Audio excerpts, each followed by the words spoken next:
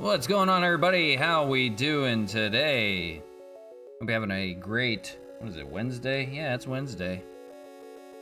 I lose track. Hey, what's going on, everybody? How we doing? Thank you for joining again. We are deep into the EXPOS franchise, as we always seem to do, but looking good. Best record in baseball, and can't complain there.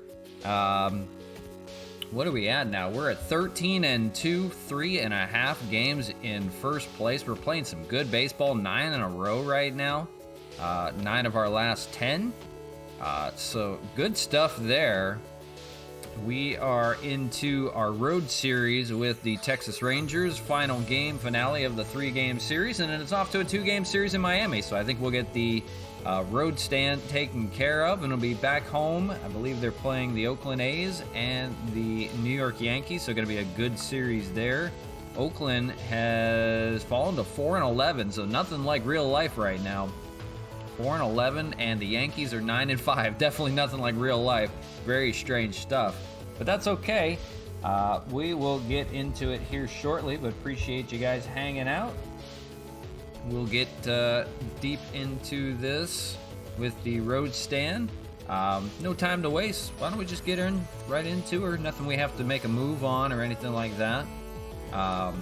You join us. We've had a few injuries, made a few trades, but we are doing good so far, cruising along.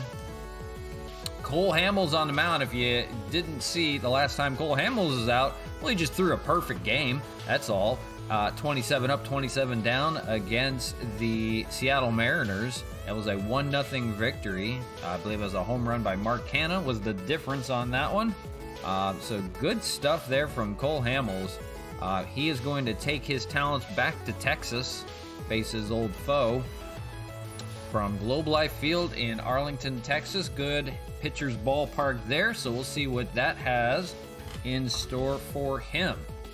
So roof is open, clear skies, no problem to speak of there. He doesn't have full energy, which is interesting. I guess that was just because he went the distance, so he might not go as far as he normally does today, which is odd. We have yet to see Oliver Perez, who we acquired in a trade.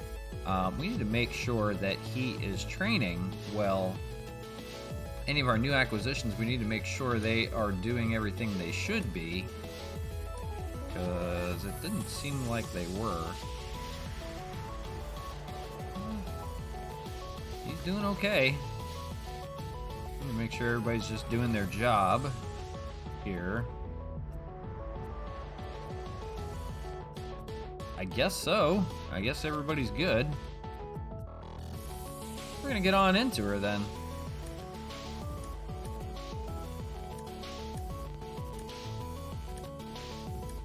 But appreciate you guys hanging out with me today. We're gonna have a little bit of fun with that. It was clear skies. I'm gonna leave that at clear skies. So Cole Hamels on the dish. Everybody in the lineup against the righty looking pretty good right now, so I don't think we're gonna have to make any moves whatsoever. The bench is pretty much tired out. We do have first base to play around with. Chad Pinder should be okay the way he is. Neil Walker is pretty cold right now, hitting at 200. But at least nobody is under 200 right now, which is really nice. That comes thanks to the hitter-friendly Labatt Park in Montreal. So no problem to speak of there. I think we're ready to go with baseball from Arlington, Texas. EXPOS Baseball on the show. Thank you guys for hanging out. We're going to see Isaiah Kiner-Falefa for the first time of the series. Daytime skies, the finale of a 3-game series between the Montreal Expos and the Texas Rangers.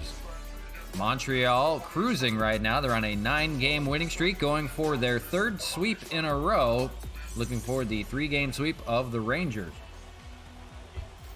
Game 1 posed a 6-1 victory by the Expos. Game 2 was a 1-0 thriller. A good pitching duel there.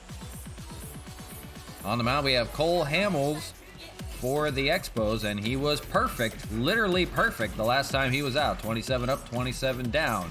He will face Dane Dunning today in his 3 starts. He's a 2-1 record, 2.08 ERA, so nothing given up not much given up as far as earned runs. 11 strikeouts, but he does have 7 walks in those 17 innings of work. So leading off for the Expos is going to be Jorge Bonifacio, hitting .244, 2 home runs, and 5 RBIs. First pitch from Arlington, and here we go. It's a slider in there for a strike, and we're underway. Thank you, everybody, for watching from Globe Life Field, Arlington, Texas. Last game of the road trip in Texas, and then it's on to a quick 2-game trip in Miami, Marlins Park. That pitch is away, 1-1.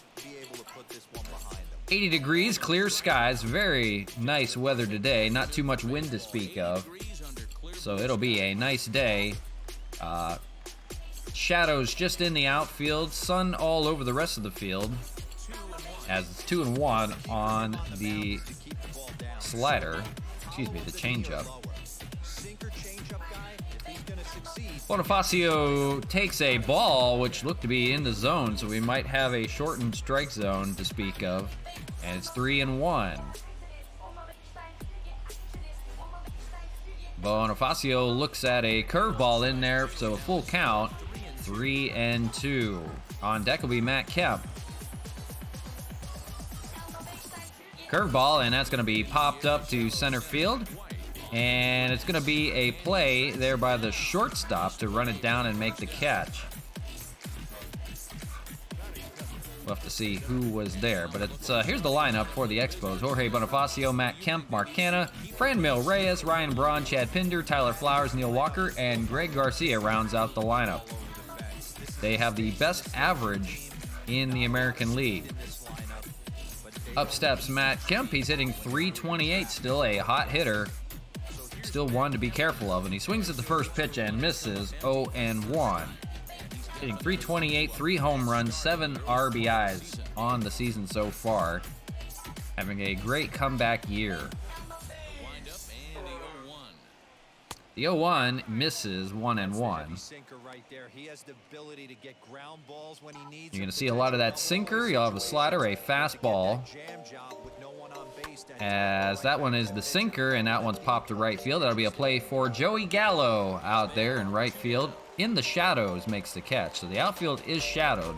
So that'll be something to keep an eye on as the day goes along.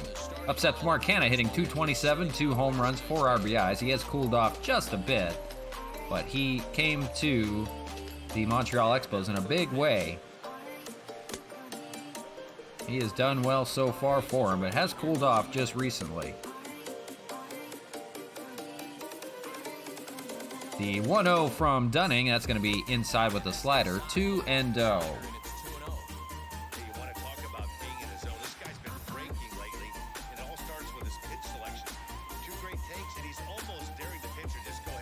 Fastball, and that's hammered to left field, but that's going to hook just foul, 2-1. Got a nice pitch to hit there. A little bit up. Just got under it. The 2-1, and that's going to be a sinker in there for a strike. 2-2.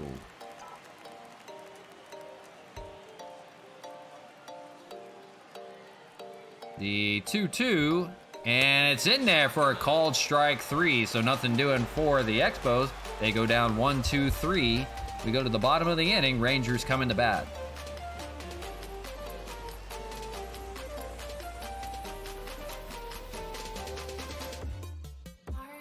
It's going to be Cole Hamels on the mound, and you can't do much better than being perfect. His last time out. 3 starts, 2-0 record, 177 ERA. Looking good so far. Look at those strikeouts. 29 strikeouts in 20 innings, and no walks. So his whip is .54. That's something to keep note of. We're going to see Izader Kiner-Falefa for the first time in this series. He's going to lead things off, hitting .241 in this short season.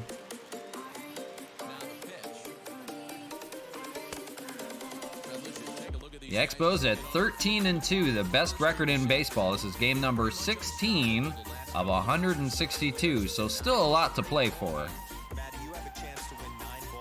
Hamel steps off the mound. He wants a different sign. He's got the one he wants. leg kick and fires. Ball is up there, 1-1. So we'll see what kind of day Cole Hamels has against his old foe, the Texas Rangers. Spent time as a member of the Rangers a few years back.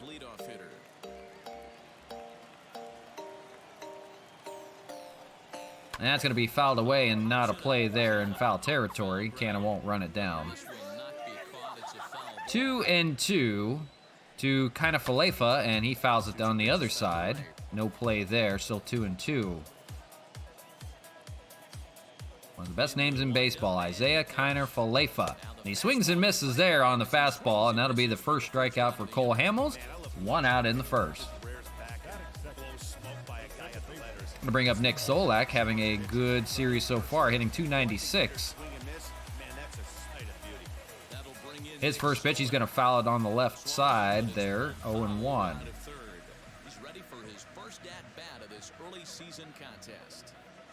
The thing I have noticed from the Rangers is that's grounded over to third base. A tough play for Colon over there. He makes the play. The thing I've noticed, here's the lineup for the Rangers. Kind of Falefa, Solak, Dahl, Gallo, Davis, Calhoun, Lau, Eli White, and Jose Trevino.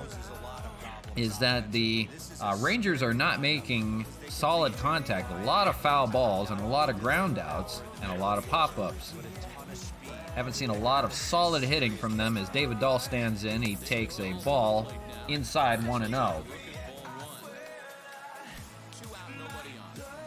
They have a lot of potent power hitters in their lineup, and they need it in a pitcher's ballpark, because that's going to be looped in between the shift and out to center field. So a 2-out base hit for David Dahl. But they haven't made that solid contact. Haven't seen a lot of doubles and triples, except for miscues by the fielding for the Expos out there. So we'll see what happens here. This brings up Joey Gallo, one of their potent offensive hitters, hitting .302 on the season. And he can go deep at any given moment. He takes the ball up high, 1-0. Gallo just 2 home runs, but 13 RBIs, so he is seeing it well. Looking to break out here against Hamels. Fouls one up and high, 1-1. 2 outs here in the first. Hamels deals, and that's going to be a ground ball to second base. Should be a play over there for Pinder. Shovels it over to Garcia at second to end the inning. So at the end of 1, no score. It'll be 4, 5, and 6 in the second inning for the Expos. It's going to be Franmil Reyes hitting .352, 3 home runs, 9 RBIs. Not too much to speak of so far in an Expos uniform, but he has hit well. First pitch is going to be a slider, and that's going to be called a strike up high. So favorable strike zone so far for the Rangers. Slider, and that's going to be hit over to third base on a ground ball, and a play there for the out. I believe that's kind of Falefa over there.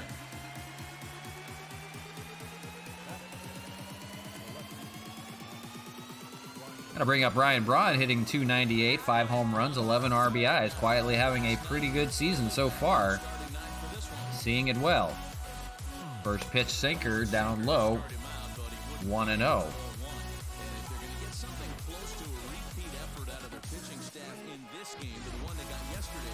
Braun hammers the slider. That one is deep into the gap in left center. We'll see if they can run it down. They do for the second out. Had a long way to go. I believe that's the Shields out there, or is that oh,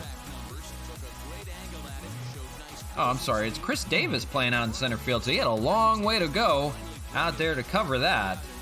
Not normally a center fielder, but he did cover it. And that's 2 outs in the inning. That'll bring up Chad Pinder, hitting .275. Rangers trying to play around with their field a little bit. They've got some different guys in different spots, so we'll have to make note. Dane Dunning back to work. Fires a sinker in there, 0-2. Hey, this is an amazing inning right here. Attacking this And a swing and a miss there to end the inning. So nothing doing for the Expos. They go down 1-2-3. They've had trouble with that sinker. And we'll see what happens. Going to the bottom of the second, no score. It'll be 5, 6, and 7 for Texas. It's going to be Chris Davis. Now dropped down to 200, but he does have those 7 home runs, so it's something to be careful with. As Cole Hamels goes back to work, 13 pitches in the first inning, and fires a fastball in there, 0-1. So far, I've kept the Rangers quiet in this series. And it's 1-1. They've only put up 1 run in 2 games. See what they do today as the 1-1 comes in to Davis. That's hit out to left field. A tough play for Braun, but he will run it down to make the catch. Nice play there by Braun. We'll show you the defense for the Expos. Braun, Bonifacio, and Reyes out in the outfield. Garcia, Pinder, Walker, and Canna in the infield. Tyler Flowers catching today for Cole Hamels.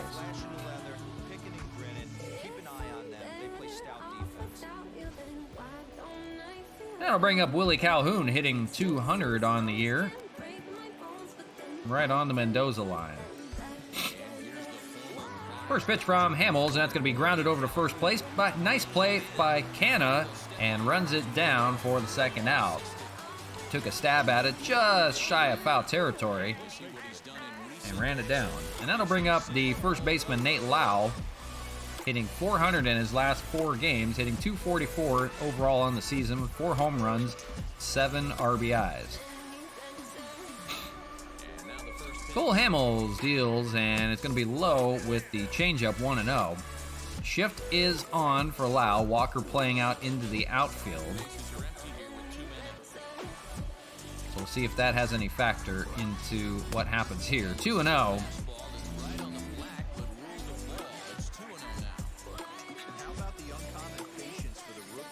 And it's going to be a pop-up, and we'll see who takes it. It's actually going to be Hamels. He's going to take it himself to end the inning.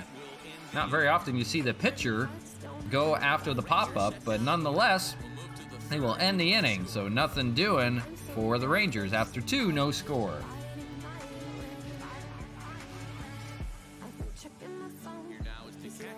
Bottom of the order for Montreal is going to be 7, 8, and 9, with Tyler Flowers leading things off. He's hitting .423 on this short season so far. Hasn't had a lot of opportunities, but when he has, he's a single machine.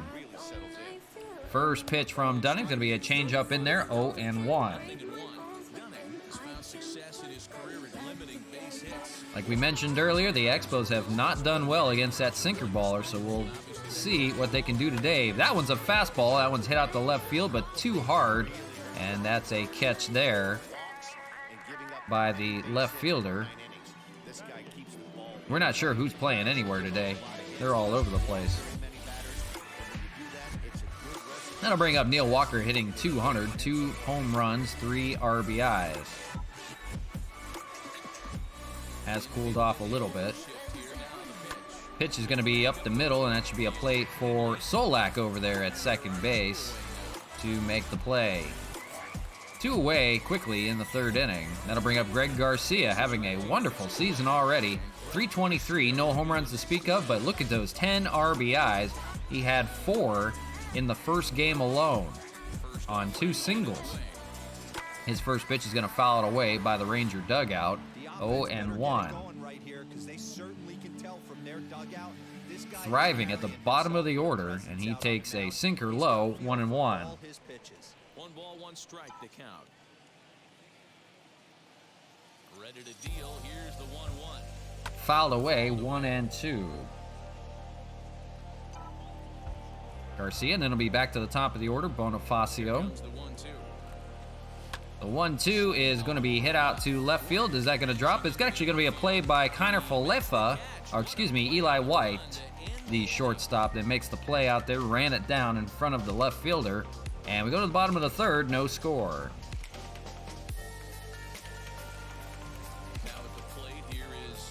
It'll be Eli White we have not seen so far this year. He's playing at shortstop today, hitting .231. Save some of their guys for the day series. Here's the first pitch. Getaway day for the Expos. It's off to Miami for a quick 2-game series, and then it's back home to take on the Oakland A's. Montreal, best record in baseball. Cole Hamels, a good part of that rotation, and a good reason why. Having a reviving comeback career. That one's fouled away, 1-2.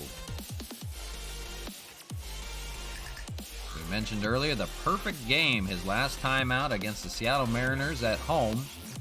You can't do much better than that. That's hit out the shortstop. A tough play by Pinder. Turns and fires.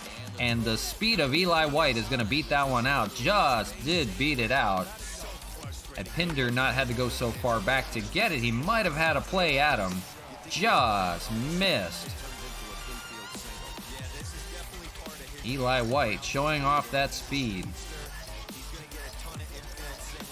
So the Rangers get themselves a leadoff runner, and it's a good one. And Jose Trevino, the catcher, will stand in, hitting 182, looking for possibly a double play right now. First pitch is a curve in there, misses, 1-0. And he's looking to get it going, off to a bit of a slow start this year.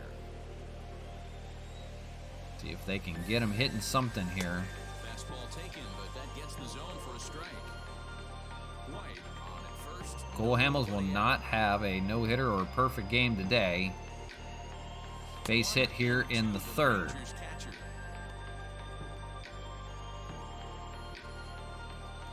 The 1-2 from Hamels, and it's going to be swung on and missed on that cutter for the second strikeout for Cole Hamels on the day. 1 out here in the third. Back to the top of the order, Isaiah Kiner Falefa. Hard to say. Great baseball names in Texas here. First pitch going to be a curve, inside 1-0.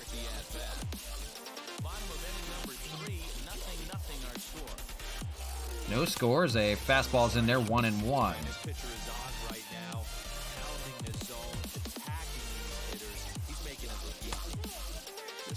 Shadows creeping just a bit in the outfield, just fairly center field and right field, so it'll be tough on any balls hit out to the right side. The 2-1, and that one's fouled away. It's 2-2. Runners on first with one down. Hamels' 33rd pitch of the game, and that's in there for a called strike 3. That changeup got him looking.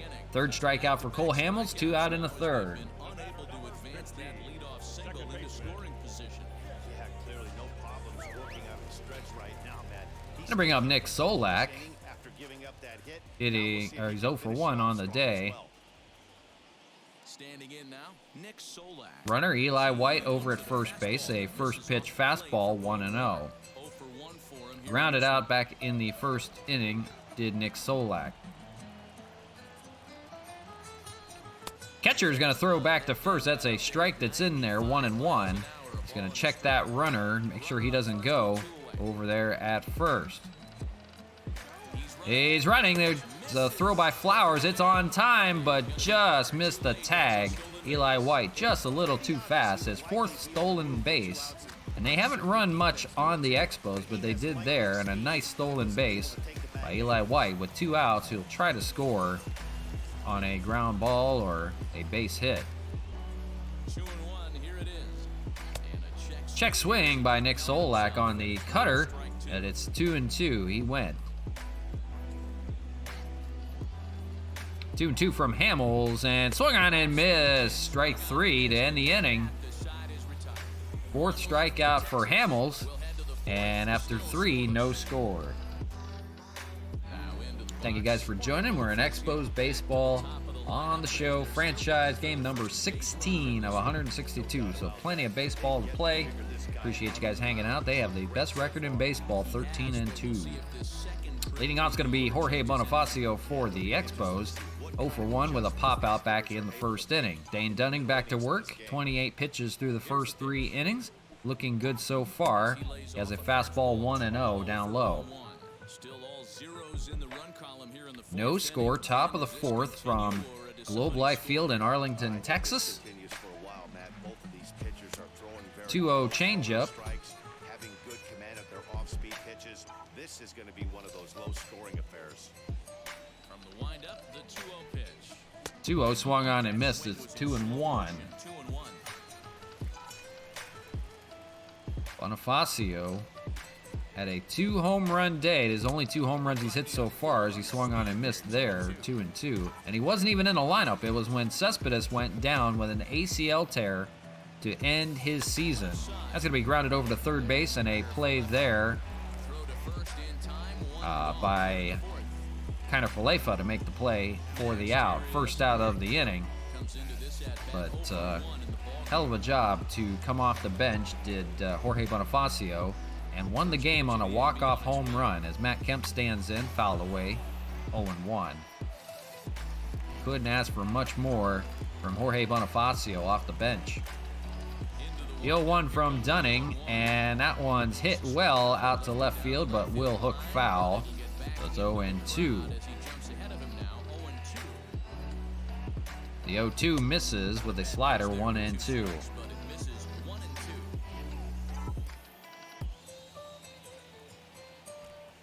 Swung on and missed there on a pitch inside on him. He had no chance to swing at. Third strikeout for Dane Dunning. He's looking good so far. And that'll be the third hole hitter, Mark Canha, 0 for 1. At the plate now, Mark Canha. And he snaps his bat in half, and it's going to roll to first base and a play for Dunning, and he will retire the side. So 12 up, 12 down for Dunning. Nothing doing by the Expos so far. We go to the bottom of the fourth, no score. Bottom of the inning now, and into bat next. Heart of the order for the Rangers, David Dahl leading things off against Cole Hamels. Dahl 1 for 1. First pitch fastball in there for a strike, 0-1. The Expos looking for their first hit so far in this game through 4 innings. Dane Dunning has been perfect. Go figure. What goes around comes around. Cole Hamels shows a perfect game his last time out, and Dane Dunning doing the same so far. He's got his sinker ball working. Hamels trying to get it working on his own. He's got a strikeout pitch going on. That's his 5th strikeout of the game already. 1 out here in the 4th. So Cole Hamels matching him pitch for pitch. Gonna bring up Joey Gallo, 0 for 1. Nobody on base, so a good time to face Gallo. First pitch to him is up and high with the fastball. 0-1, fouled away.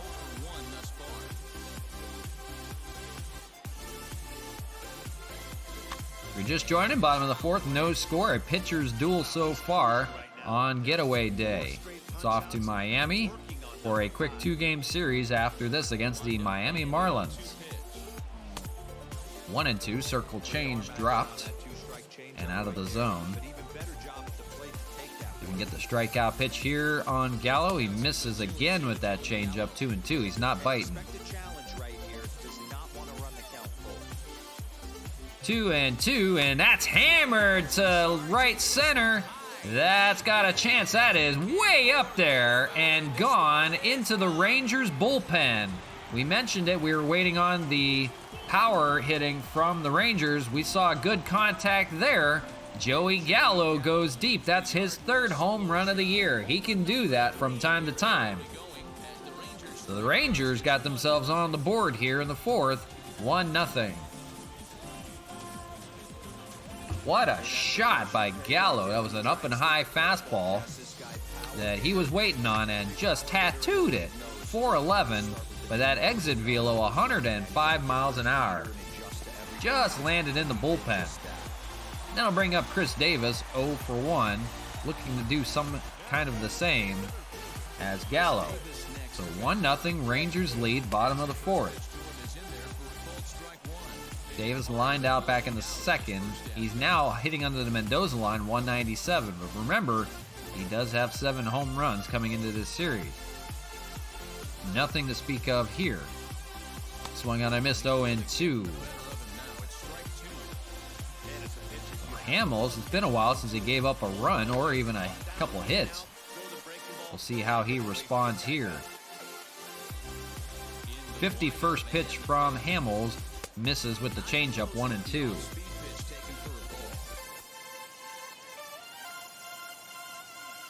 1-2, and just misses the black. It looked pretty good, and he's talking to the umpire about where that was. Despite that, it's 2-2 with 1 out. He's been shortened up a little bit on that zone, and that's a swing and a miss by Chris Davis. So that is the 6th strikeout for Cole Hamels. He's got that going on today as Willie Calhoun stands in 0 for 1. So Joey Gallo flashing the pop of the bat as he does. Tattooed that one sky high and just had to see where it would land. Looked like it was a mile high up in the air. That's hit a grounder over to first base. It's in fair territory, and a play by Canna scoops it over to Hamels, covering first for the out to retire the side. But not before Joey Gallo hammers a ball in a lefty-lefty matchup way deep out there in right center and into the Ranger bullpen for a 1-0 lead. Dane Dunning goes back to work. 38 pitches through 4 innings. He's been perfect so far. And it'll be 4, 5, and 6. Franmil Reyes leading things off. He's 1 for 10 on the series with that RBI, but 0 for 1 today. Dunning goes to work, and it's a changeup in there for strike, 0-1. Franmil looking for a little bit of pop of his own. That's why the Expos called on him to come in, and he's got a fly ball out to right field, a little line drive out there. That one is caught by the left fielder for the first out. Just hit it just a little too hard to even drop in front. That's Dahl out there in left field. That was a perfect, by the way, out, which you don't see very often as Ryan Braun stands in, takes a slider, 0-1. Braun 0 for 1, fly out back in the 2nd inning. He's been kept quiet as well. A lot of guys having a little bit of a rough go out here.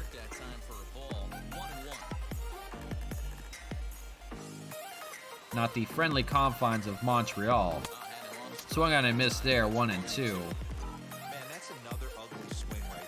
Dunning's got it going on right now. The 1-2 misses with the slider, 2-2. They may have to work his pitch count up if they want to have any part of him today. The 2-2, and that's going to be grounded over to shortstop, and a play for Eli White. Fires over to first for the 2nd out. So tough sledding for the Expos right now as Chad Pinder stands in 0 for 1 on the day, 1 for 4 in the series.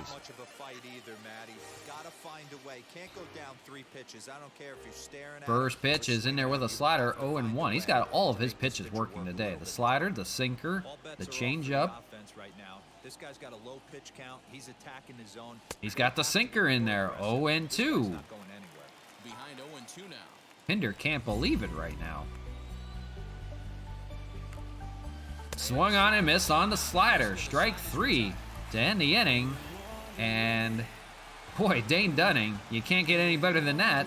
No runs, no hits, no errors. Nothing doing by the Expos through 5. 1-0 Texas leads. Bottom of the order for the Rangers, it'll be Nate Lau, 0 for 1. They have kept him hitless, 0 for 4 in the series. Hamels back to work, giving up the run on the home run by Joey Gallo. And his first pitch is a changeup in there, 0-1. Shift is on for Nate Lau, players on the right side of the field.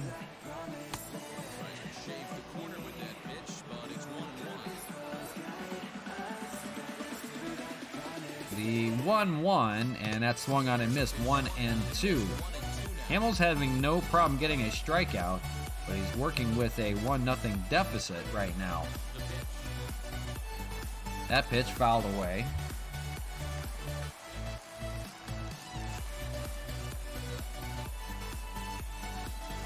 So the 1-2 to Lau, and that just misses. Boy, sure looked pretty good for a strikeout. But shortening that zone today is the umpire. Here's the 2-2, and that one's fouled away. Still 2-2. Hamels, 63rd pitch of the 5th inning. They're laboring a little bit. That's going to be hit up the middle. Play for Pinder. Fires over to first from the left side of the bag for the first out. Nice play there by Chad Pinder. Up steps Eli White, and if you remember, his speed ran it out. He beat out a ground ball fielded by Pinder. So he's 1 for 1 on the day. Getting the start today at shortstop. He was out for the entire series, so first time we've seen him here. Good speed from Eli White. That's hit over to third base. A tough play there for Greg Garcia. Fires it over to first and does not get Eli White in time. But they're going to take a look at it. We'll see if they want to challenge that play. It looked like, off the eye, that Eli White beat that one out. We'll see. No, he did not. And they are going to challenge that play. They are going to win that challenge. Manager Brandon Hyde asking for the challenge. It, off the first eye, looked pretty good at the live view, but looking at it here in the replay, they definitely got him by just a step. And that should be a quick turn. Yeah, quick challenge there. That's going to be an out there. So the call is overturned. That was, I believe, the second challenge that we've had this season. So now it's 2 outs in the 5th, and Eli White is retired. Up steps Jose Trevino, the catcher, 0 for 1 with a strikeout on the day. First pitch cutter in there, but man, called a ball, 1-0. They are not giving that outside corner today.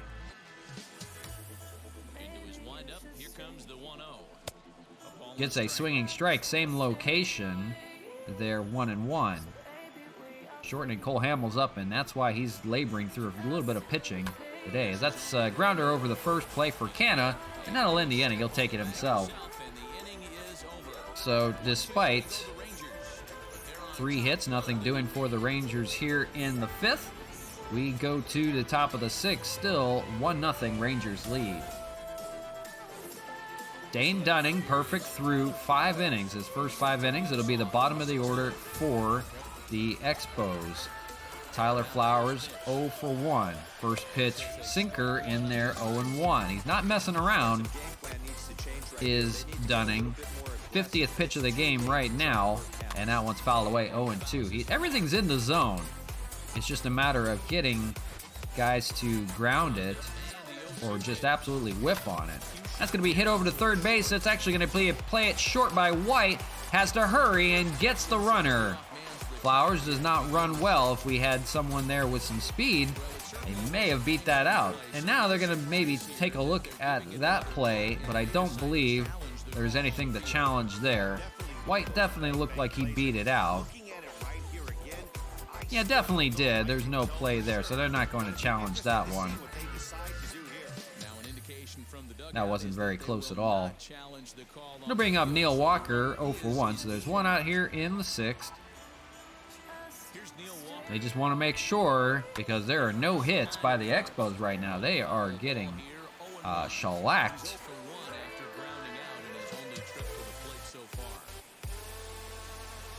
That's going to be a grounder over to first base and a play for Lau. 2 outs here in the 6th. So if you're starting a countdown, it's 10 outs to go for Dane Dunning. Greg Garcia stands in 0 for 1. 17 up, 17 down by the Expos, and they haven't done this in quite a while. Lack of offense to speak of today. That's going to be hit out to left field. We'll see if they have a play. They do out there. That's David Dahl, runs it down, and for right now, saves the perfect game. Dane Dunning through 6. He's perfect. In the bottom of the 6th we go, 1-0. The Rangers lead. It'll be the top of the order for Texas. Izander Kaita-Falefa lead things off, hitting .226. He's 0 for 2 on the day. Cole Hamels trying to go back to work.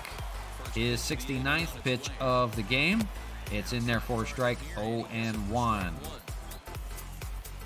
So Hamels The only blunder, a solo home run by Joey Gallo. And he's quickly in the hole, 0-2. Other than that, he has dealt with Dunning pretty well. A pitching duel today for sure, but Dunning just a little bit better. He's perfect. He can't do any better. Can't run that foul ball down, so it'll be 0-2 to Kiner Falefa. And foul away or remain 0-2.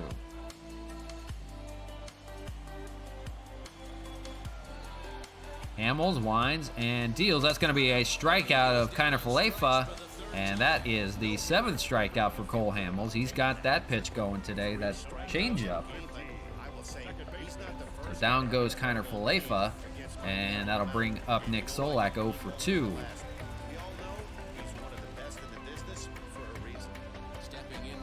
Pitch in there, 0-1.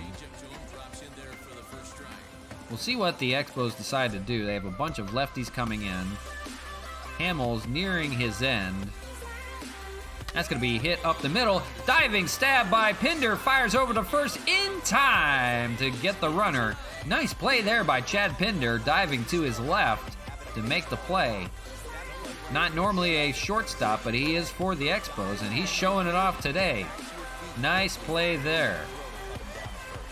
Just in time to get the runner. So 2 outs here. That brings up David Dahl, 1 for 2 so far. Lefty-lefty matchup. Hamels deals, and that is just outside for a ball. He is getting he's getting robbed right now, folks. These pitches are right in the zone. No matter if it's up, down, middle. And that's going to be hammered out to right field, and we'll see if Franmil Reyes is not going to be able to run it down. Bonifacio will get a hold of it, and it's going to be a 2-out double for David Dahl. Franmil Reyes could not run that one down. He does not have great speed. Bonifacio actually got to it first, but it's deep in that gap in right field and rolled to the wall. So here steps Joey Gallo, and last time he was in, it was a solo home run in the 4th inning. The bullpen is going to be getting going for the Expos. They're going to warm up Oliver Perez, who we have not seen so far on the season, and Jeremy Jeffress. Try to hold this to a 1-0 game. Right now, Hamels deals with Joey Gallo, 2 outs in the inning. First pitch strike, 0-1. 0-1, swung on and missed, 0-2. Don't give him anything to pitch here. 0-2 from Hamels, misses inside with the changeup. 1-2. Gallo swung on and missed to end the inning, so nice job there by Hamels to at least get out of the inning. So it still remains a 1-0 game, but the talk of the day is Dane Dunning, perfect through 6 innings. So 7th inning we go.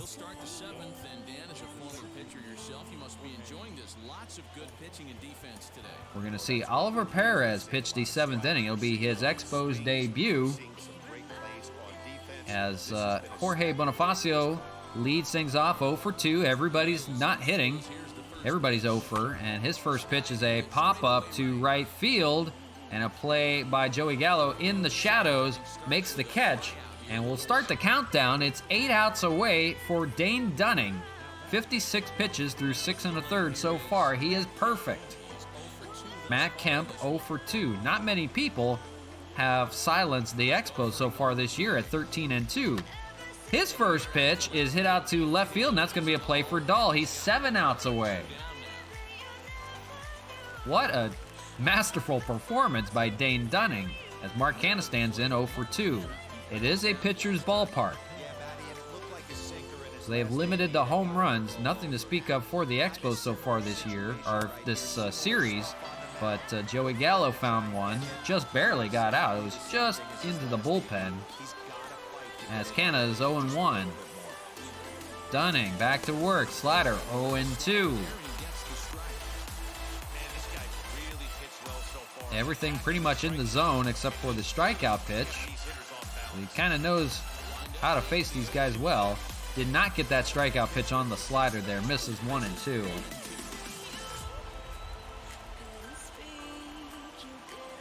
See what he does here. 1 and 2. That's going to be popped up in foul territory. That should be a play for Lau there. He makes the catch. And here it's time to stretch, and Dane Dunning 6 outs away from a perfect game. Would you believe it? We've seen our fair share this year. It's time to stretch. We'll take a quick ad break. You won't miss any of the action. We'll be right back.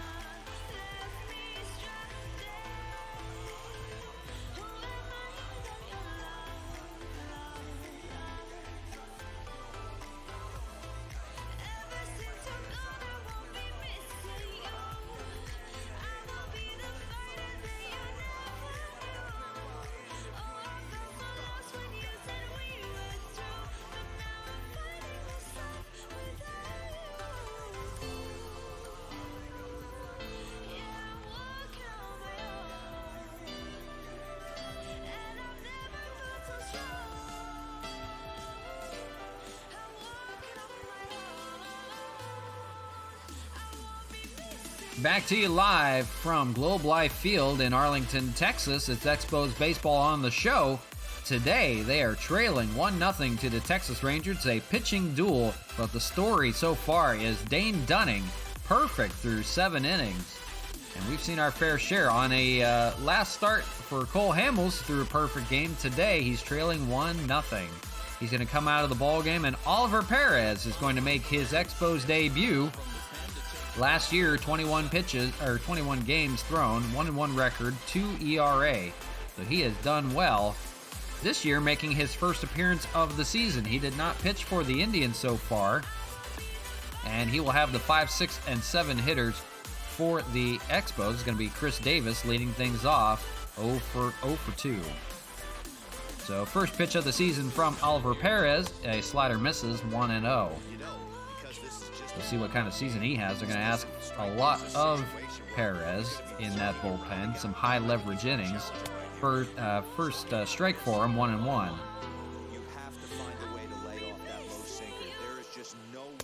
2-1, missed with the sinker. Features a sinker, slider, and a fastball. Swung on and missed on the slider, 2-2. The well-traveled Oliver Perez. New York Mets, Pittsburgh Pirates, Cleveland Indians. There's a few others in there, I just can't remember. The 2-2, and that one's going to be grounded over to first base. Jam shot and a play for Mark Hanna. First out here in the bottom of the 7th.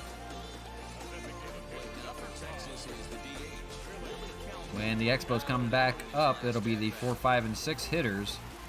Trying to do something today against Dane Dunning. Perfect through 7 innings. Willie Calhoun stands in 0 for 2. Takes a first pitch slider away. 1-0. Perez, the sinker, gets it fouled. 1-1. And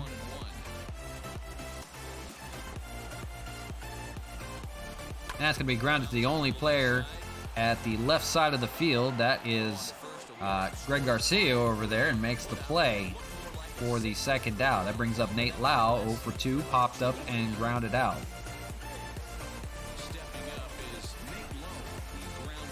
Perez gets a swinging strike, 0-1. Now Nate Lau has reverse splits right now. He's hitting lefties really well at 400 and not doing well against righties. That's going to be hit into the shift down the left field line. Nobody there. Ryan Braun's going to have to run quite a ways to get to it, and that's going to be a 2-out double for Nate Lau. His first hit of the day. Second double on the season for him.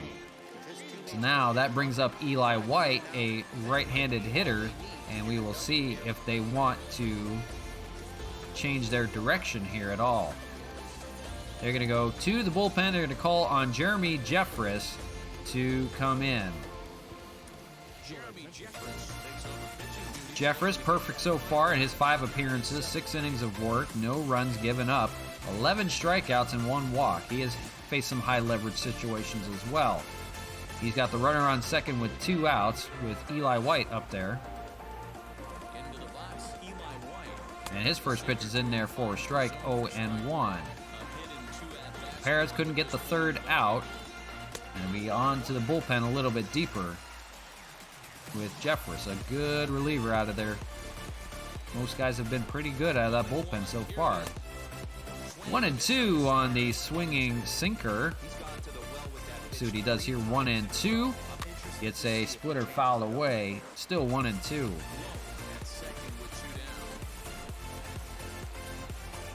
Misses with the fastball inside, 2-2. 7th inning, 1-0 Rangers lead. The story, Dane Dunning, perfect through 7 for the Rangers.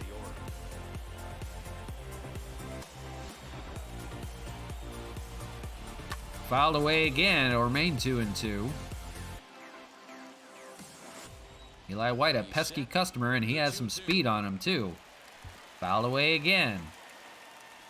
This will be the 9th pitch of the at-bat.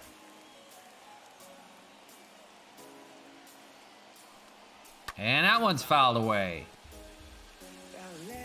10 pitches, making Jeffress at least work out of that bullpen.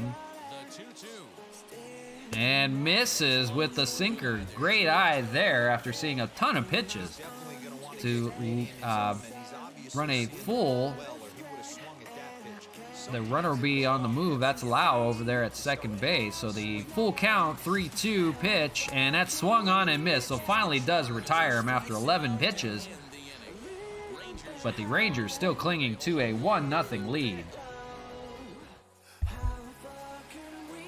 4, 5, and 6 for the Expos. It's going to be Franmil Reyes leading things off against Dane Dunning. Perfect so far.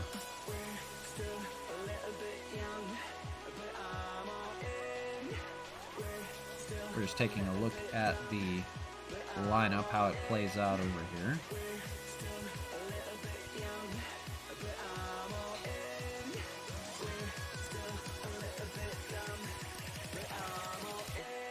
So here we go, Dane Dunning, 6 outs away from his date with destiny. We've said that a lot this year as he gets a first pitch strike in there, 0-1. We've had a no-hitter by Rick Porcello and a perfect game by Cole Hamels, just his last start. Second pitch, fouled away, 0-2. Franmil 0 for 2. Everybody's 0 for on the day. Third pitch is a curveball and misses, 1-2. The attendance, 37,819 in Globe Life Field, Arlington, Texas. And it's on to Miami. And swung on and missed there. 5 outs away is Dane Dunning. He's perfect through 7 1/3. What a job today. And we mentioned the Expos having trouble with sinker ball pitchers. Pitchers who feature that sinker ball. What a job. Ryan Braun stands in 0 for 2. First pitch in there with the sinker, 0-1. Just nothing doing today. Sinker's in there, 0-2, and he's getting some favorable calls right now by that umpire. We did not get those calls in the same location. A little upset about that. That swung on and missed by Ryan Braun. He is now 4 outs away. Unbelievable. Chad Pinder 0 for 2. They're going to go to the bench, and they're going to call on Christian Colon to come in this spot. They're looking for some kind of spark right now. They need guys that are hitting well. Colon is hitting .308. He'll take over at shortstop. And he's going to hit it out to shortstop on the second base, That's a play by Solak to retire the side. So nothing doing for the Expos. Dane Dunning 3 outs away from a perfect game. 1-0 Ranger lead. Colon will take over at shortstop. We're going to have a new pitcher. It's going to be Nick Witgren on the mound. 3 appearances so far. No runs given up for him. He's going to try to keep it a 1-0 game. It'll be the bottom of the order, Jose Trevino, and then it'll roll back over. The line score, 0-0-0 for the Expos, 1-5-0 for the Rangers. You don't have to have me tell you what's going on right now, but you already know. And that's going to be hit up the middle. Should be a play for Neil Walker, and he bobbles it. He's not going to have a play, and Trevino's going to be on. And that's going to be ruled a base hit. Even on Trevino's speed, that is ruled a base hit. The runner is Trevino on first for Isaiah Kiner-Falefa, top of the order for the Rangers. He's 0 for 3 on the day. He fouls away the first pitch. And he fouls this one off. He's hitless in 3 at-bats to this point. Here's the 0-1. 0-1, swung on and missed. 0-2. Boy, just not the day for the Expos. Let's hit up the middle. Chance to play turn 2. Colon to Walker. Over to first in time for the double play. Nice job there. Colon just entered the game. Took a grounder right up the middle. Turned it over to Neil Walker for the 6-4-3 double play. Nice job there. Just barely got him. That'll bring up Nick Solak with 2 outs. He's hitting 0 for 3. Standing in now, Nick Solak, as he looks at a fastball that's in there for strike 1. He could really use a knock here, 0 for 3. And that's going to be grounded over to first, and a play for Walker to retire the side. So here we go, top of the 9th. Dane Dunning back out. He's 3 outs away from perfection. We'll see if the Expos can at least tie this ball game.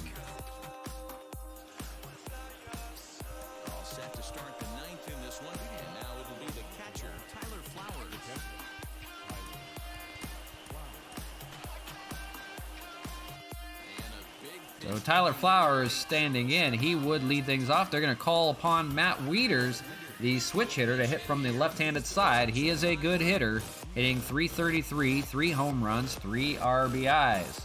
Trying to get something going here against Dane Dunning.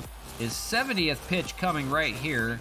Perfect through 8 innings so far. His first pitch misses, 1-0. So Wieters pinch hitting here. Dunning.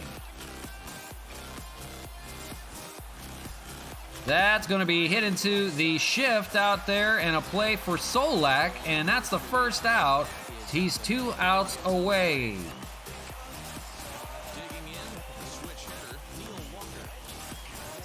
Neil Walker, they're going to call on Sean Rodriguez to come in. Walker's 0 for 2. They're just trying anything right now to spark some offense. Sean Rodriguez hitting .345. So they're calling on their good hitters here to possibly get any kind of run production going. The 1-0, that's going to be up the middle. It's going to be a tough play. And Eli White runs it down and makes the play. He's 1 out away, 2 outs in the 9th. Greg Garcia stands in. He's the last guy so far. 26 up, 26 down. Dunning, 74th pitch of the game. In there with a strike, 0-1. Garcia's been good this series, but nothing doing today. Sinker down low, 1-1.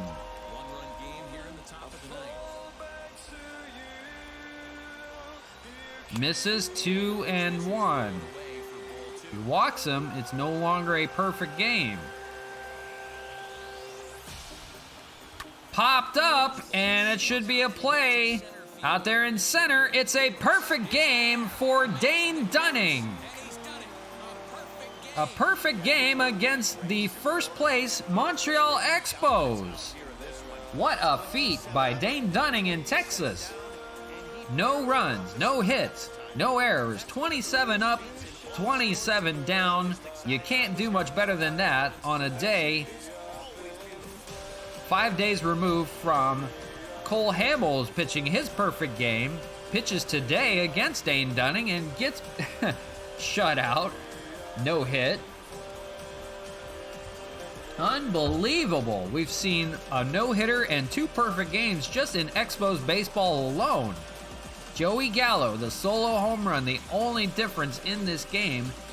It was a great job by Cole Hamels, but the only home run given up got the Rangers a 1-0 victory. Dane Dunning, 9 innings of work, 6 strikeouts, no runs, no hits, no walks. Cole Hamels has to take the tough luck loss. 6 innings of work, 4 hits, 8 strikeouts, 1 earned run. He was good today, but nothing doing. We mentioned Joey Gallo, 1 for 3 with the solo home run was the only difference. But Dane Dunning, you can't do any better than that. Damn. That sucks. That really sucks. Yeah. So again, we give it, then we take it away, I guess. So tough end to the road trip that we didn't mention. That snaps the 9-game winning streak for the Expos. So it is off to Miami and probably just forget about what just happened there in Texas.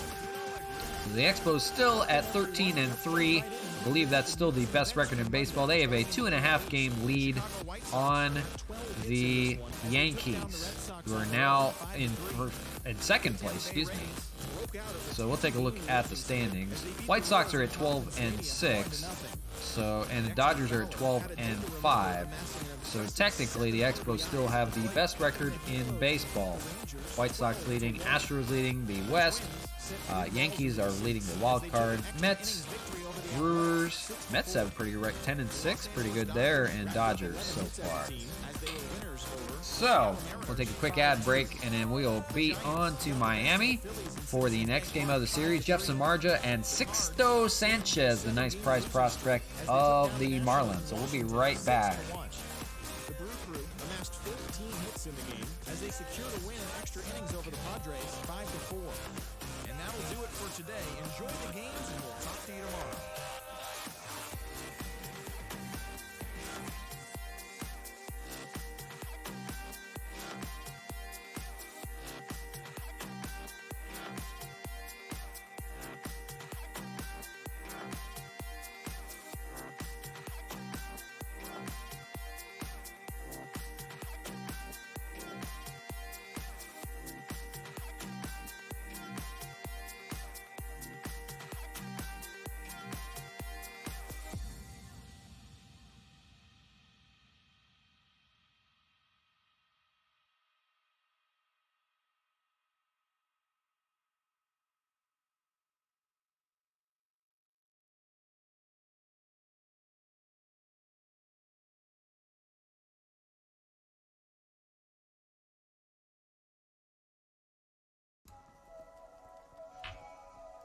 Appreciate you guys hanging out with me today. We'll just finish up this ad break and we'll be back.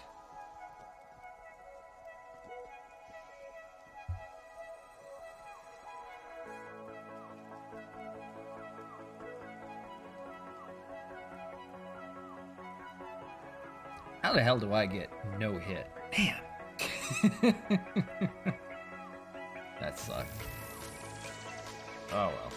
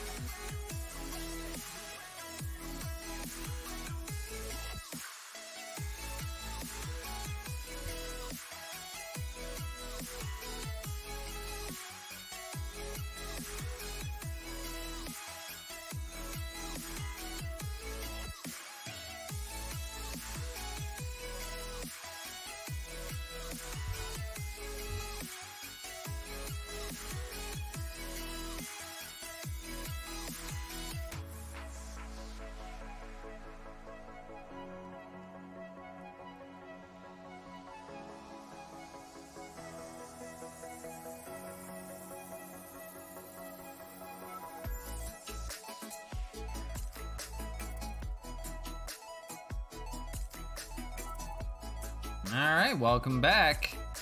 So it's off to Miami, a quick 2-game road trip. We will lose the designated hitter, so Matt Kemp will actually be on the bench unless we decide to use him. He'll probably be limited to pinch hitting duty, so it'll be a little bit different lineup than we're used to. But there you see it. It was a 9-game winning streak and snapped by the Rangers on a perfect game of all things. 1-0 victory. They just spanked us. It was a 1-0 victory by the Expos in the game before. So not a lot of offense to speak of there. We'll see what they can do in Miami. Another good pitcher's ballpark, to be honest with you. So we'll see. We've got a lot of those those newer ballparks are now pitcher's ballparks. But not the one in Montreal for sure. So it'll be Jeff Samardzija against Sixto Sanchez. He's 0-2. So in Miami, I've been to that ballpark before. Pretty nice ballpark in Miami.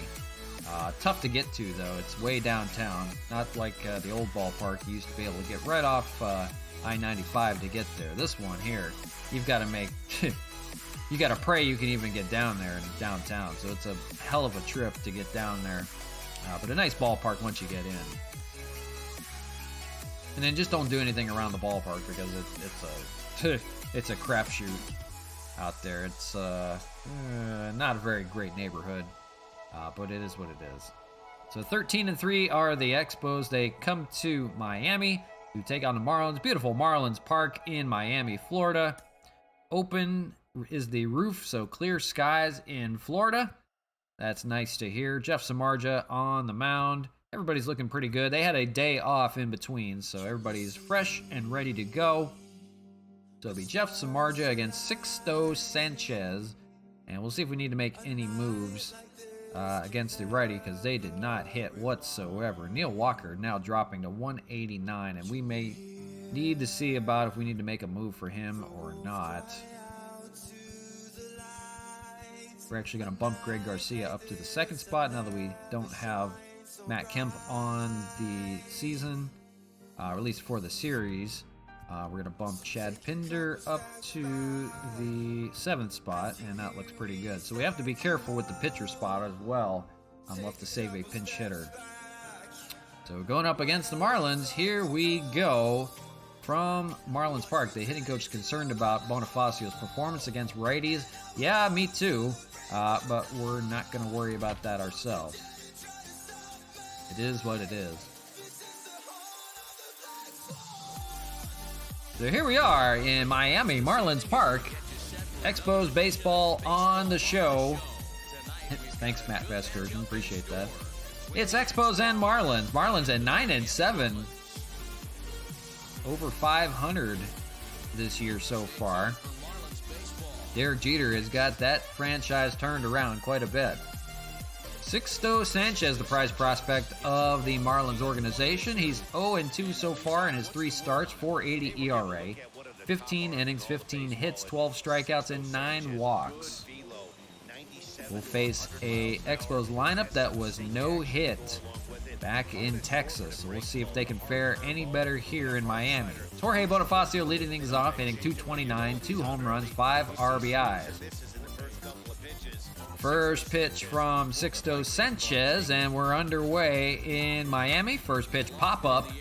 That's going to be a play for the right fielder, and we're going to have to figure out who's playing where. I believe that's Adam Duvall possibly out there to make the first catch. Starting lineup for the Expos: Bonifacio, Garcia, Canna, Reyes, Braun, Flowers. Excuse me for a second.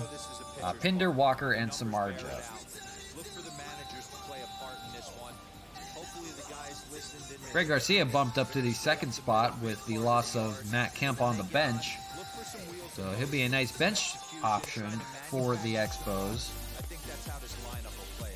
But out of the lineup with the pitcher spot. Garcia hitting .294. His second pitch is hammered out to right field. That's going to go. That's going to clear the wall for a home run. Greg Garcia, his first home run of the year. So they get no hit, and they get their first run and first hit here in the first. Making quick work. A nice day off, I guess. Home run, Greg Garcia. So a 1-0 lead for the Expos, and off with a bang. Right down that right field line. Into the hole there, and that'll bring up Mark Canha hitting .213. So who said it's a pitcher's park? Sanchez back to work. And Canha, first pitch, is going to ground it over to shortstop. Play for Rojas over there. Throws to Aguilar for the second out. Going to bring up Franmil Reyes, and still looking for the big production from him. So far hitting .333, but most of that with the Indians. His first pitch is going to be hit deep out to right field, but a play there by Duvall, and he makes the catch. So not before Greg Garcia gets the Expos a 1-0 lead here in the first with his first home run of the year. Solo shot, and 1-0 Expos, bottom of the first. The Marlins coming to bat. Jeff Samardzija gets the ball for the Expos. 1-1, 3.93 ERA, 19 strikeouts, no walks. Guys have done well limiting the walks this year. 19 strikeouts, 15 hits in those 18 innings of work. It'll be John Birdie leading things off for the Marlins, hitting .222, 2 home runs, 6 RBIs. Birdie getting a lot of playing time for the Marlins these days. His first pitch is grounded to first, and a play for Canha takes it himself for the first out of the inning. So here's the lineup for the Marlins. John Birdie, the second baseman. Rojas, the shortstop. Marte, the center fielder. Duvall, Dickerson, Brian Anderson, Jesus Aguilar. Jorge Alfaro does the catching for Sixto Sanchez on the mound. He hits 9. Then we have the shortstop, Miguel Rojas. Known for his defense, getting good time here for the Marlins as a hitter. Hitting .281 so far this year.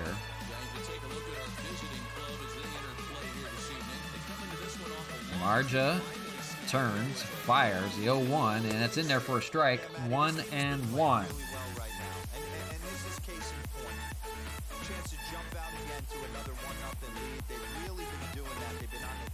Marlins trying to right the ship. They are at 9-7 on the season so far.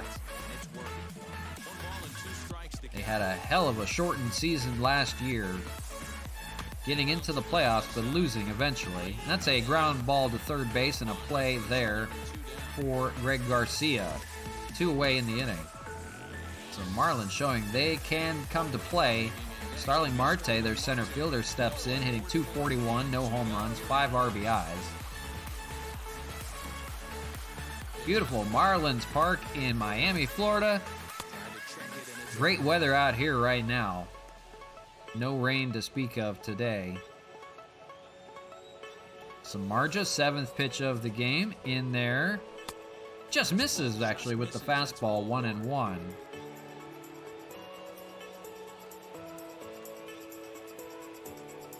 Night game and a day game to follow. A quick 2-game trip. And it's back to the friendly confines of Montreal. The hitter-friendly confines of Montreal. Pitch by Samardzija, swung on and missed, and he retires Marte and the side. So nice work in the first by Samardzija. Nothing doing for the Marlins. 1-0 Expos lead after 1. It'll be 5, 6, and 7 for the Expos. Going to be Ryan Braun leading things off. .280, 5 home runs, 11 RBIs. Cooled off a little bit so far from that last series in Texas. Sixto Sanchez going back to work. His 6th pitch of the game is a slider away, 1-0.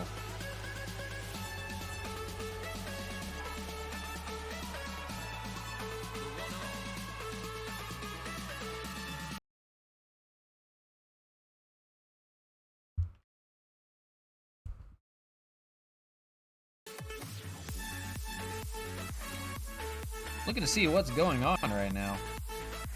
That was interesting. My computer decided to just freeze right there. Are we back? I think we're back. Let me make sure. That was strange. Let me make sure we're actually back.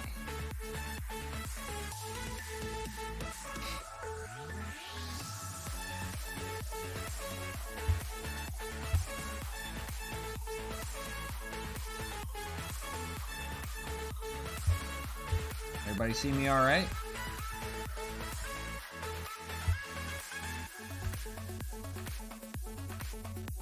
Trying to check and make sure we're good. That was strange.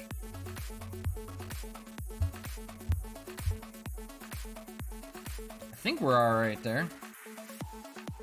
I'll hang out and wait. I think we're good. All right. That was weird. It's like everything just shut off, and then we're good to go. Okay. Never mind. That was weird. All right. I think we're good to go. Sixto Sanchez fires to Ryan Braun. 1-1. Actually, we lost the sound on here. I need to get that back.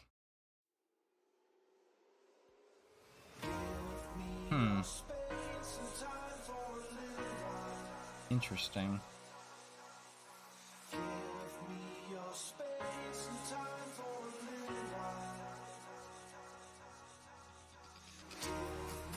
I guess we will do it this way.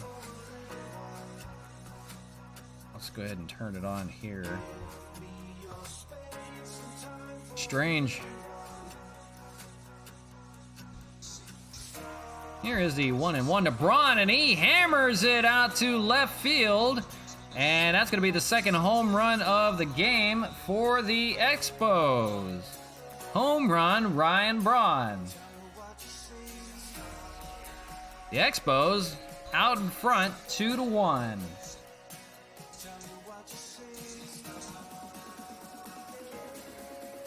So 2 innings, 2 home runs for the Expos, and they were quiet in Texas for the final game of the series.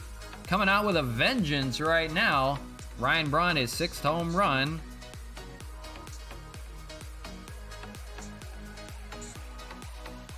That'll bring up Tyler Flowers hitting .393.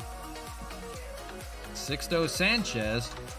And Flowers hits a fly ball to left field, but that'll be a play there by Dickerson for the first out. Crazy so far. Here's a defense for the Marlins. Dickerson, Marte, and Duvall. Anderson, Rojas, Birdie, and Aguilar, and Alfaro catching Sixto. The ball flying out right now. Chad Pinder, the 7th hitter, 264. Ball low with the changeup. 1-0.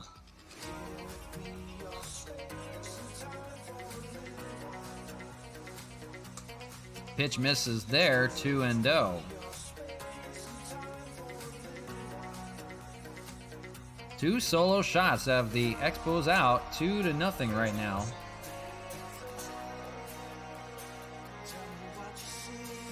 The 2-1, and that's fouled away, 2-2.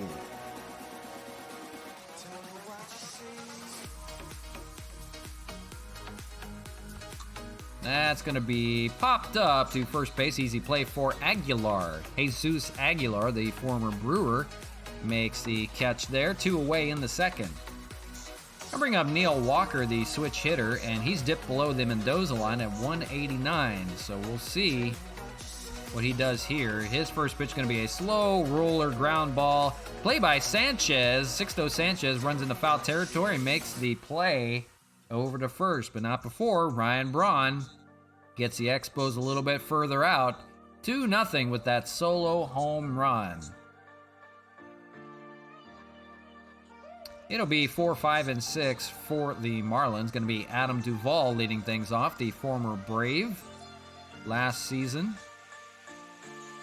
And Jeff Samardzija with a 2-0 lead goes back to work. Foul ball there, 0-1.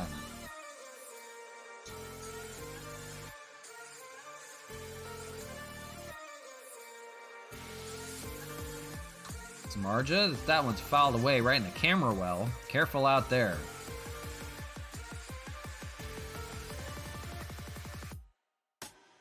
Oh, 2 from Samardzija, and that's up high, 1-2.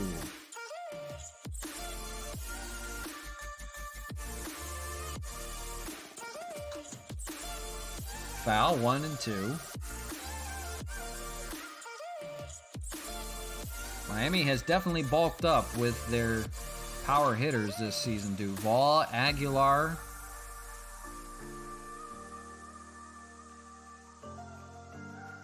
Brian Dickerson, not too bad either.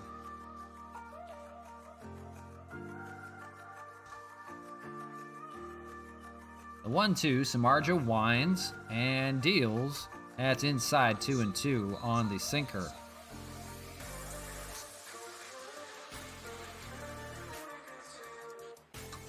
And that's going to be fouled away, 2-2.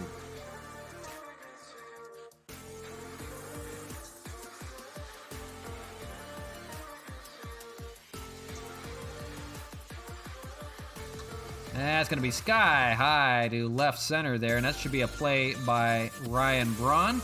Backs up and makes the catch for the first down in the second. You see the pool out there for the Marlins. I don't believe we've seen a pool shot in quite a while. Corey Dickerson stands in, only hitting 158 on the season and 2 RBIs.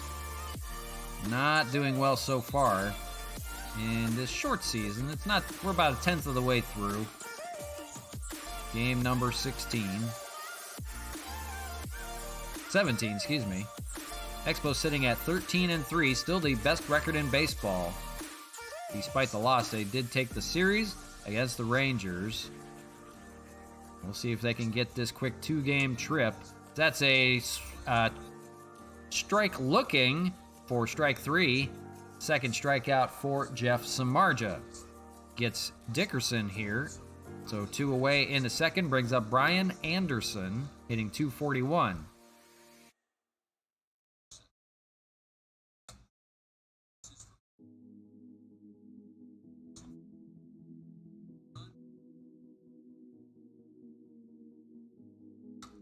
That one is fouled away, 1-1.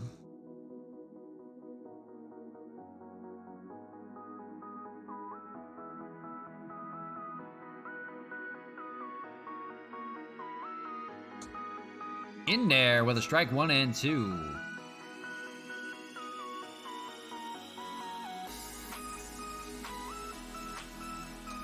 And just misses, 2-2.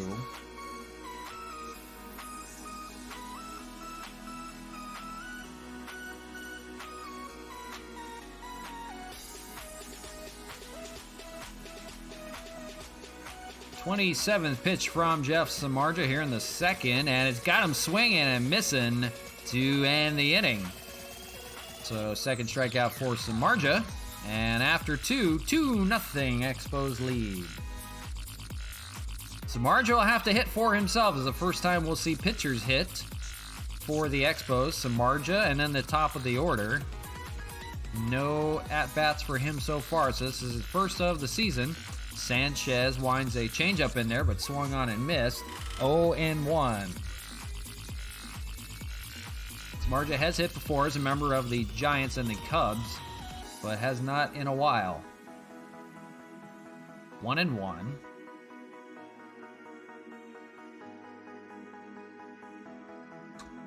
Fouled away on the changeup, 1-2.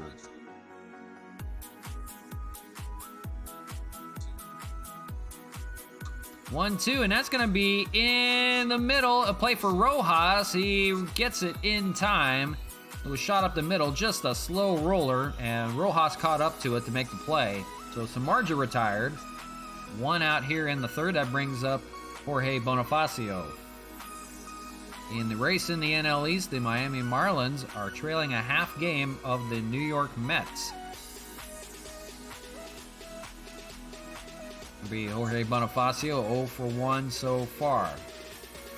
Sixto Sanchez, his 20th pitch of the game, fouled away, 0-1.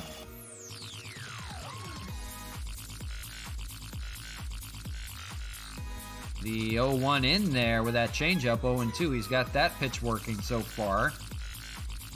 He'll feature a lot of it. The 0-2 fouled away in the dirt with that curveball, 0-2 still.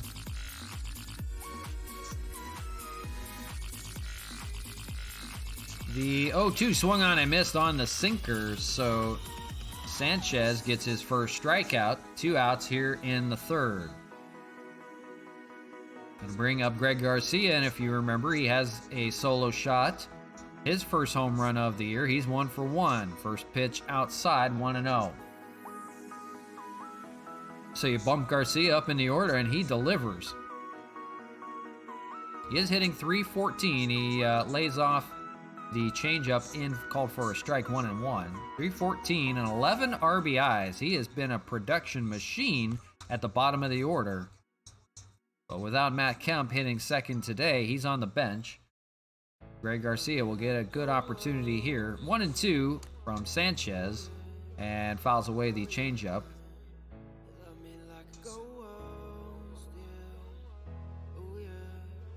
The 1-2 inside again and fouls it away.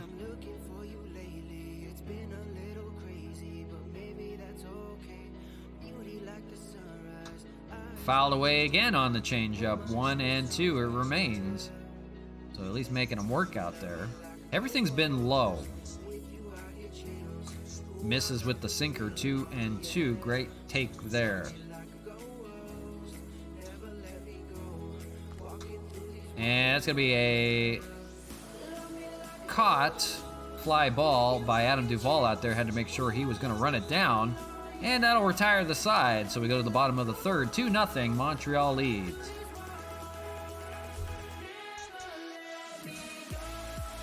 It'll be bottom of the order for the Marlins. 7-8-9. It's Jesus Aguilar. Normally a potent offensive hitter, hitting .182 with 1 home run to speak of so far.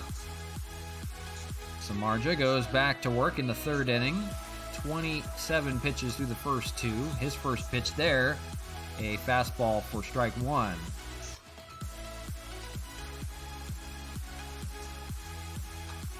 That one is popped up to left field, and a play for Ryan Braun for the first out of the third.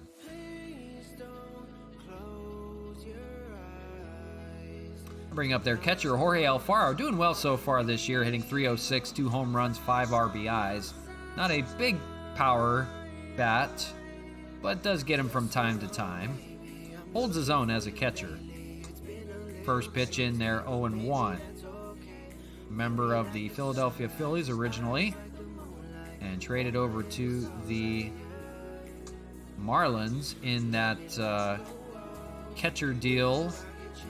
That was JT Realmuto that went over to the Phillies and has had success since.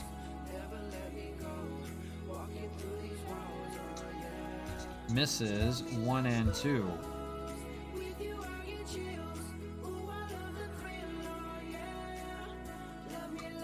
Fouled away. Still remains 1-2.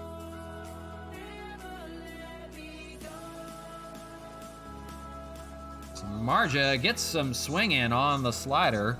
That is the 4th strikeout for Jeff. 2 outs here in the third. Bottom of the order, it's the pitcher spot, Sixto Sanchez. No hits so far for him this season, and he fouls it away, 0-1.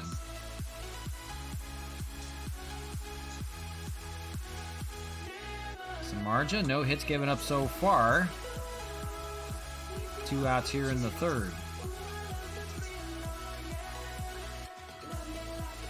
Swung on and missed by Sixto Sanchez. So 5th strikeout for Samardzija. He's been perfect so far. After 3, 2-0 Expos. Heart of the order for Montreal will be Mark Canha hitting 0 for 1. Against Sixto Sanchez back out to work for his 4th inning. Pitch high with that curveball, 1-0. Canha looking to get it going a little bit, hitting 208. Lays off the changeup, 2-0. Ramil Reyes on deck. Fouls away on the changeup, 2-1. We've seen a lot of it from Sixto. It's good today. It's the fastball that's got him in trouble. Jam shot, and that's popped up to center field and should be a play for Starling Marte. out there in center field and makes the catch for the first out. That brings up Franmil Reyes, 0 for 1, flied out back in the first inning.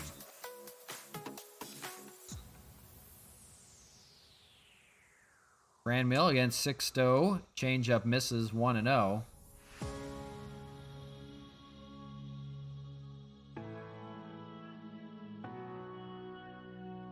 Sixto going exclusively to the changeup and the sinker, gets a sinker in there for strike 1-1.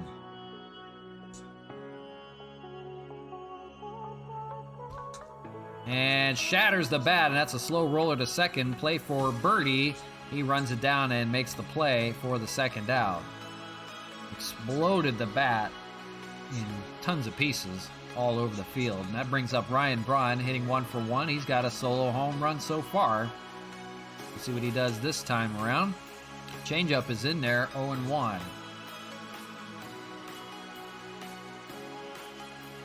Braun, his 6th home run of the year. 1-1. Hitting .294, having a great season so far. Fouls it away, it's now 1-2, so a good comeback inning for Sanchez if he can finish it off. Fouled away on the sinker, 1-2.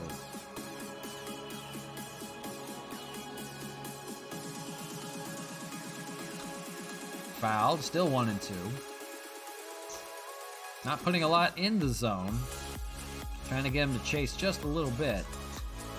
That's going to be a slow roller down to third base and a play for Anderson over there, and makes the play to retire the side. So a good comeback inning for Sixto, and in the middle of 4, 2-0 Expo lead. It'll be the top of the order for the Marlins. John Birdie leading things off, 0 for 1, grounded out back in the first. Samardzija, no hits given up on him yet through the first 3. And that's going to be popped up, and I'm eating my words right now. That's a base hit for John Birdie. He's going to try to take off for 2. He is going to get in there with his speed. Nonchalantly got it back to the cutoff man. And John Birdie took advantage of it, took off for second. So he is in there with a double. Taking advantage of the first hit of the game is Birdie. His speed, you got to be careful with it. Up steps Miguel Rojas, 0 for 1. Marja misses with the slider, 1-0. The speed of Birdie beating out a single into a triple single into a double, and he's going to score here on the base hit. So there you go. Base running puts the Marlins on the board, 2-1 on the RBI single by Miguel Rojas. Quickly, 2 pitches, 2 hits, and the Marlins on the board and still threatening with Starlin Marte, 0 for 1, standing in. He's going to get a base hit as well, and now I'm just jinxing myself. So it's going to be first and second. They'll play station to station. I just had to mention he didn't give up anything through 3. In the 4th inning, they're coming out with a vengeance right now. That brings up Adam Duvall, a good power hitter here, good RBI opportunity. He's 0 for 1. Samardzija missing with the slider in there, and he is not happy about it with the umpire. Trying to get out of a jam right now. He's given up a run so far. 2-1 Expos. 1-1 on the swinging strike. Duvall thrives in these opportunities. He's got a runner on first and second, nobody out. Fouled away, 1-2. The 1-2, and that's hammered out to left field. Out by the scoreboard, that's going to be off the wall. 1 run scores, 2nd run coming in, and both score. It's a 2 RBI double by Adam Duvall. The Marlins take the lead. It's now 3-2. So the 4th inning is complete overturn. The Marlins put up 3 runs and still threatening here with just 1 out. Corey Dickerson stands in 0 for 1. Checks his swing, but he goes 0 and 1. What a turn of events. Marlins Park, Miami. The Marlins now taking a 3-2 lead on the Expos. Who said this wasn't a hitter's park? Got him 0-2 here. Looking to at least get a strikeout pitch. Needs an out desperately. It's going to be a fly ball out to left field. Runner might not advance. We'll see. He's going to hold at second. So it's a play for Ryan Braun out there for the first out of the inning. A desperate first out that they needed. And up steps Brian Anderson 0 for 1. First pitch in there, 0 and 1.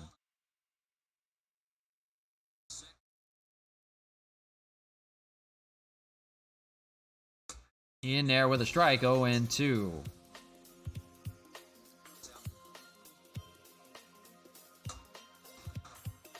One and 2.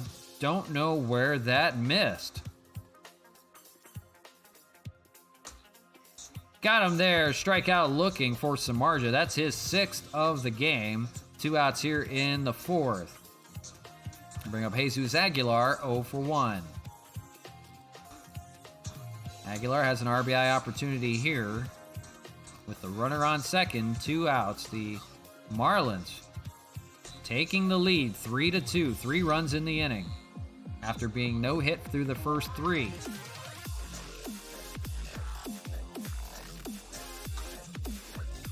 Foul ball here. It's 0-2. Marge will look to get out of the inning with nothing else given up. He's going to get the strikeout looking. Nice job there. Aguilar can't believe it. He's furious. But 3 runs on 4 hits gets the Marlins a 3-2 lead after 4. It'll be 6, 7, and 8 for the Expos as they try to get things going again. Sixto Sanchez now working with a 3-2 lead.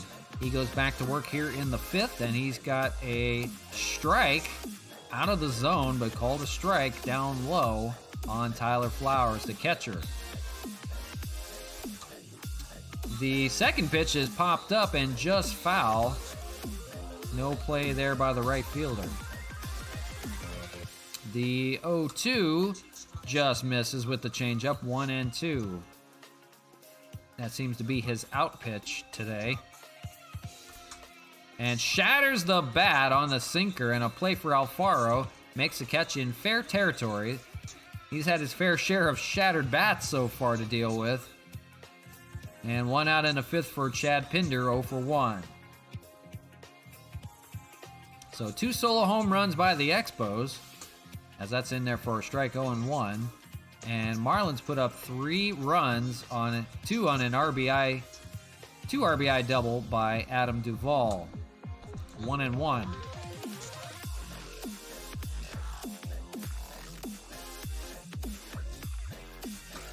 Pinder pops it up as well, and another play for Alfaro there. He's been busy, makes the catch for the second out of the inning. Well, we thought the Expos were getting off to a good start. Pitching has done them in so far. I bring up Neil Walker, 0 for 1, looking to get it going. And he's going to hammer a ball out to right field, and that would have really got it going, but just hooks foul.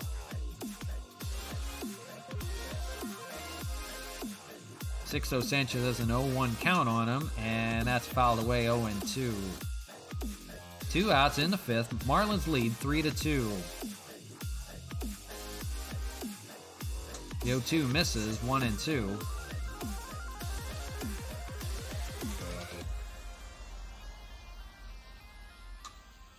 Fouled away, or remain 1 and 2. Walker fighting, trying to get aboard. And that's going to be hit up the middle, but that'll be a play for Rojas on the right side of the infield. Makes the play over to first to retire the side. Nothing doing for the Expos here in the 5th. Bottom of the inning we go, 3-2, Marlins lead. 8, 9, and 1 for Miami. It's Jorge Alfaro leading things off, hitting 0 for 1 with a strikeout. Samardzija back to his 5th inning of work. Trying to do a comeback inning. Gave up 3 runs there in that 4th after retiring the first 9. 0-1 to Alfaro. The catcher gets a nice call there on the cutter. 0-2. Samardzija winds and deals. Misses with the slider a little too far out. 1-2.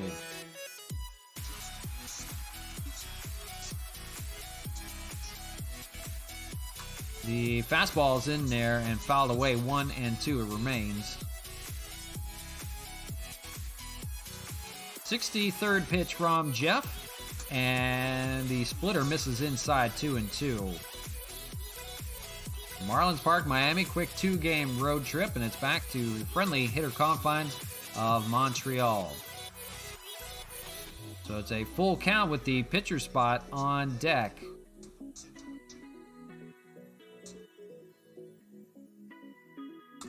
Got him with the strikeout there, and he's done that quite a bit today. That's the 8th strikeout for Jeff Samardzija. 1 out here in the 5th. That'll bring up Sixto Sanchez, the pitcher, struck out his first time up. Pops it up, but foul. 0-1.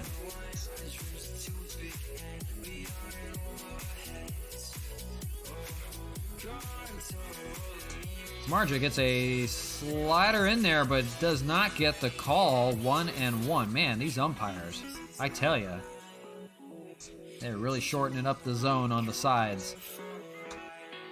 Foul away. 1-2. Some really good calls have gone by the wayside.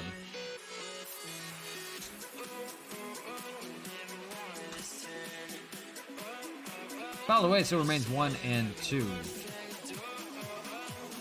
Samardzija facing his counterpart. 70th pitch. He's got him swinging here for his 2nd strikeout on Sixto Sanchez. It's the 9th by Samardzija through the first 18 hitters. He'll have John Birdie 1 for 2, and got to watch out for his speed. He showed that off. He turned a single into a double and then scored on the next hit. He can beat you in a few ways, and he's 1-0 here. Make that 1-1.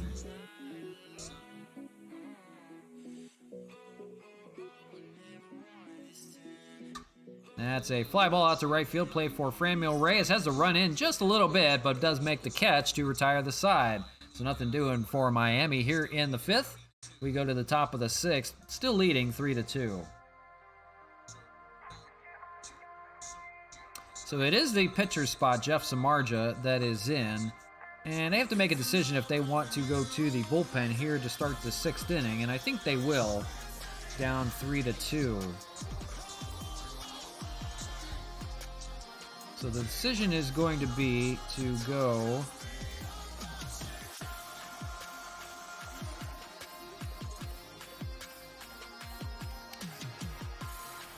They're going to go to Homer Bailey in relief here in the 6th inning, and they're going to pinch hit for Jeff Samardzija. It's going to be Matt Kemp leading things off here in the inning. He'll try to spark some offense. Matt Kemp hitting .313, 3 home runs, 7 RBIs against Sixto Sanchez in the 6th. His first pitch is going to be popped up, and that's not going to do it. That'll be a play for Marte out there in center field, and he'll make the catch.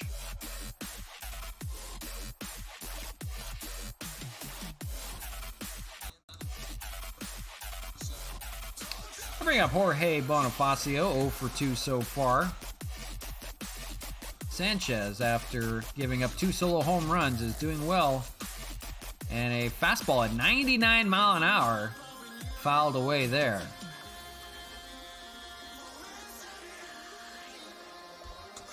Swung on and missed, 98 on a fastball, so he's got that pitch going now. See if he throws the changeup here. He throws a curveball, actually, but down low in the dirt, 1-2 laid off. The 0-2. There's the sinker, and that's fouled away. So he's throwing it at all different speeds. 98 from the sinker, by the way. That's hard to hit. That's going to be fouled away down the left side. So still 1-2 is Bonifacio. Top of the 6th, 3-2, Marlins lead. That is hit out to left field, and that's going to fall in front of Dickerson for a base hit. So a 1-out base hit by Bonifacio. That'll bring up Greg Garcia, who has a home run on the day. 1-2. We'll see what he's got here. Expos looking to take the lead. First pitch in the dirt, no play. Runners will not move. 0-1 to Garcia. That's going to be hit down the left field line. A little poke job there for Garcia. In comes Bonifacio to third base. And it's first and third with 1 out. Look out now. Garcia goes the other way down the left field line. So he hits a solo home run down the right field line. And nice little single down the left field line. Up steps Mark Canha. And he's got a chance to drive in a run here. His first pitch is a sinker, called for a strike, 0-1. Canha 0-2. Looking to break open here and get the Marlins back on the board. His first pitch is popped up, and that's not going to be deep enough. That's going to fall to the shortstop, Rojas. He'll throw it back home, so no play there. 2 outs in the inning. I'll bring up Franmil Reyes, looking to get it going, 0-2 so far. He's got an RBI opportunity, first and third, 2 outs here in the 6th. Sixto gets a foul ball, 0-1.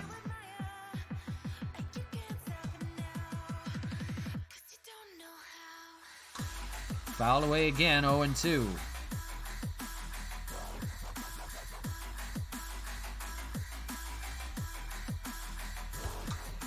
That's a fly ball to center field. It's fairly deep. Right in front of the warning track is Starling Marte, and makes the catch, and they're going to get out of it with 2 runners on, and remains 3-2. The Marlins lead going to the bottom of the 6th.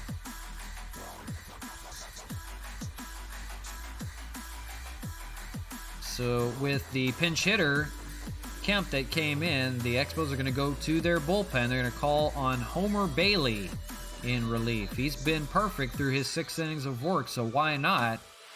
He's become a good part of that bullpen so far. So it'll be 2, 3, and 4 for the Marlins. It'll be Miguel Rojas leading things off, 1-2 against Homer Bailey. His first pitch of the game is in there with a fastball, 0-1.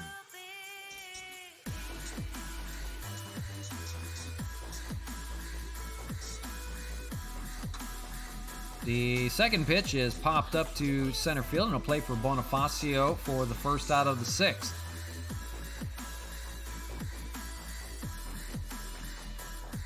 Take a look at the standings. There's Montreal out 2 games in front of the New York Yankees, who won again. So they're at 11-5, and Montreal at 13-3, the best record in baseball. Who would have thunk it? A team of free agents putting together a hell of a season so far. Starling Marte is in 1-2. He had a single and a run scored. Homer Bailey back to work, throws a fastball in there for a strike, 0-1.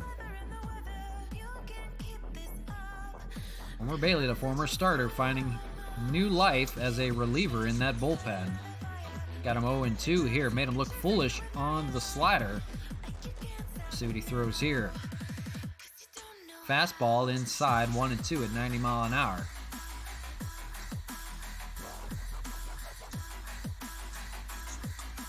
Inside with a fastball.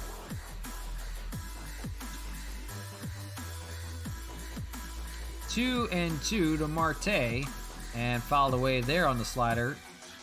Remains 2-2.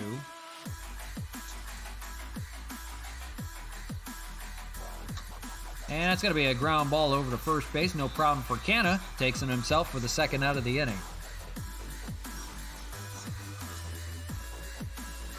So Adam Duvall stands in, 1 for 2 so far.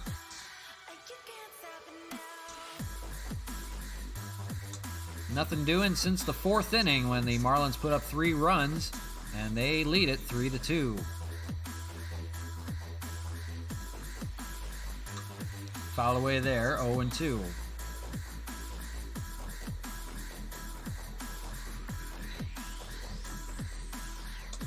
Bailey retires the side. Nice inning for him to end the inning. A swinging strike on Adam Duvall. So nothing doing for the Marlins. They still lead 3-2.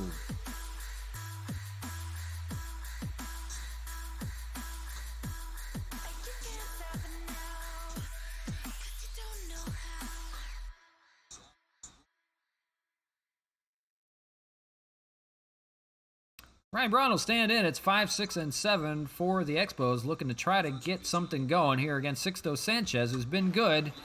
Braun has that solo home run, and he pops the first pitch up to center field to Starling Marte for the first out of the 7th. It'll bring up Tyler Flowers, the catcher, 0 for 2, popped out and lined out. The Expos, 2 solo home runs in the first 2 innings, nothing doing since. Marlins have their bullpen going. Dylan Floro, the former Dodger, and Anthony Bass ready to go.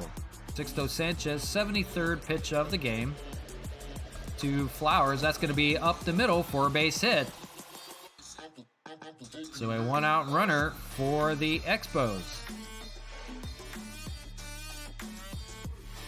And that's going to do it for Sixto Sanchez. He did well, and he's in line for the win. If he can hold it, the bullpen can hold it here.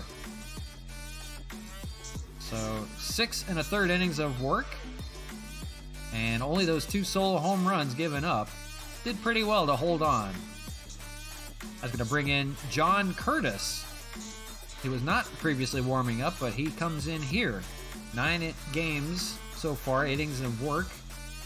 2 save opportunities that were blown, and 1-0 lead, or 1-0 record, excuse me. I'm going to bring up Chad Pinder.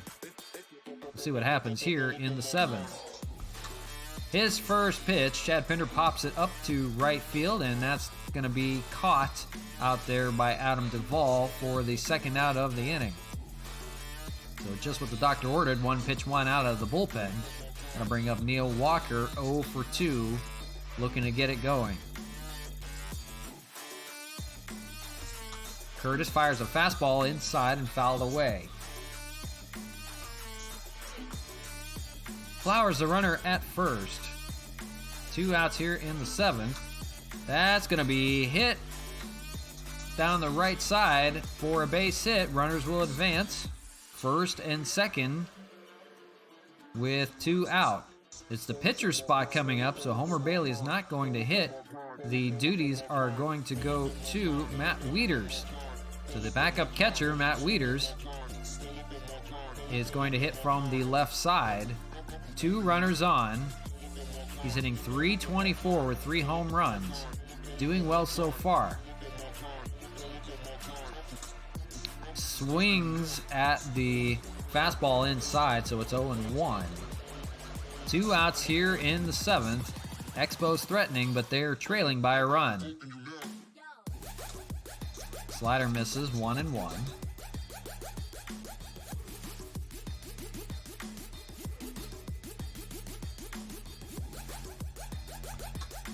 Fastball up high, but fouled away, 1-2. John Curtis looking to get out of this with the runner stranded.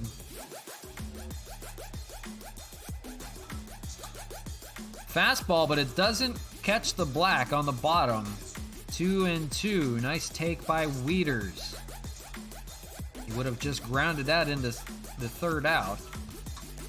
Fastball up high and hammered to right field, but just out in front of that one, foul ball. That would have been nice had that stayed fair.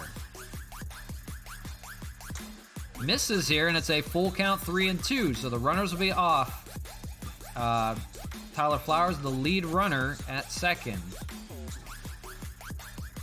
And that misses, so it's ball 4. So that loads the bases for the top of the order, Jorge Bonifacio. Bonifacio not hitting well against righties so far this year, but he's got a good opportunity here. He singled back in the 6th inning. He's got the bases loaded here, 2 outs in the 7th. Let's see if he can come through. First pitch fouled away. 0-1. Bonifacio is doing well with runners in scoring position. He's hitting .375. Swung on and missed there on the slider quickly. 0-2, and the Marlins looking to get out of this jam.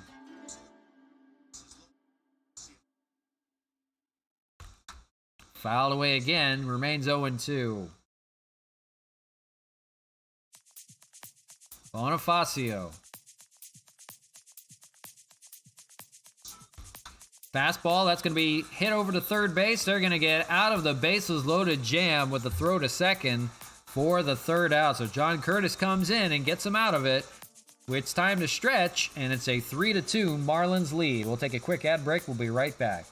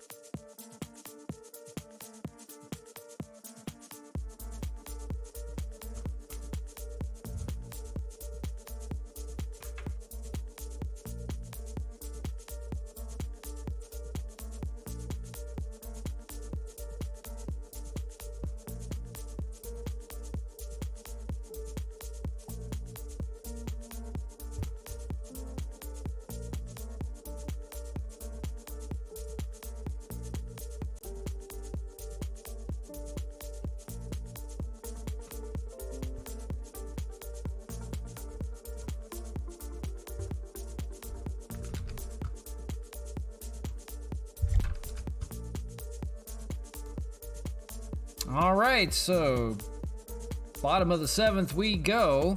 3-2, the Miami Marlins leading things here. Expos will go back to the bullpen. They're going to call on Tim Collins to come in for 7th inning duties. Tim Collins, perfect through his inning and a third so far. He has a 1-0 record. Has not given up anything against lefties. They have not gotten a hit off of him. They're .333 off of righties. So he's been doing well so far this year. Leading off the bottom of the 7th is going to be Corey Dickerson. It'll be 5, 6, and 7 for the Marlins. Dickerson 0 for 2 with a strikeout and a flyout so far. Lefty-lefty matchup. Collins' first pitch is in there for a strike, 0-1. So the Marlins got out of a bases-loaded jam in the top of the 7th. They could not threaten, did the Expos.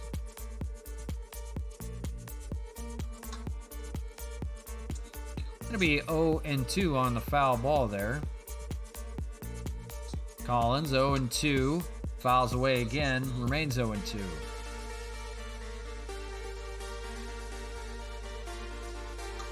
That's going to be grounded over to first base. Easy play for Canna. He's been busy out there. He gets the first out here in the 7th. Going to bring up Brian Anderson. He struck out in his 2 appearances. First pitch from Collins to Anderson. Misses with the changeup, 1-0. Misses, 2-0. Anderson does hit lefties pretty well. Takes a hack at it and misses, 2-1.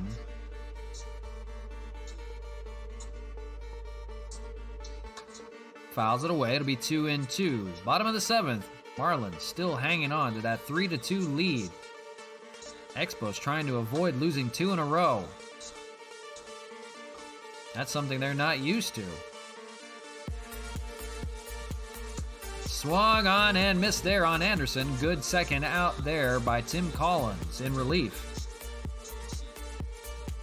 The Expos have yet to lose 2 in a row. They haven't lost a series yet either.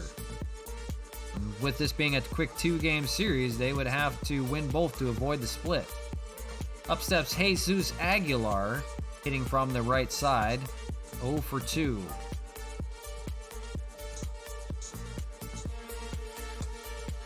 Collins misses with the slider, 1-1.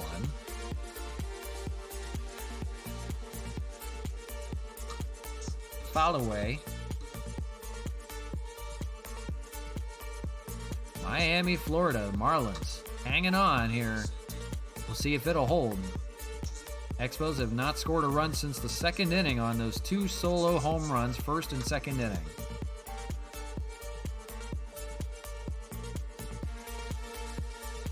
The 1-2 from Collins. That one is hammered but foul down the left field line.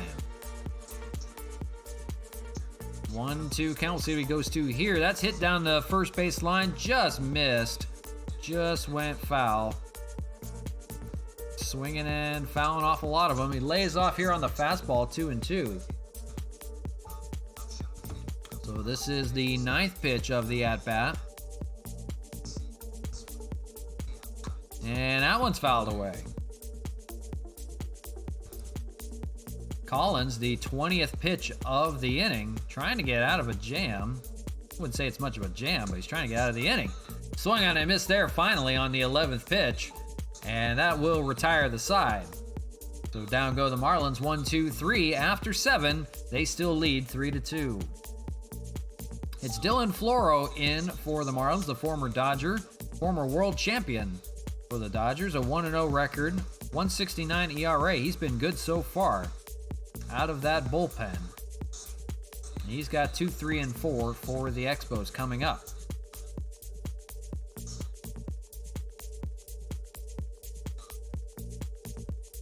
David Robertson and Oliver Perez in the bullpen, just in case they can get out in front.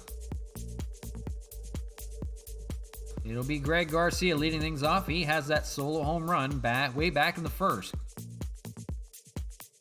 Floro winds and deals a sinker low. Marlins have Yimi Garcia and Anthony Bass going. Garcia 2 for 3. He has a single and a home run. He swings and misses there, 1-1. The home run went down the right field line. The single went down the left field line. So he's playing corners. And that's going to be hit too short on a bounce for Rojas. Just does get him for the first out of the inning.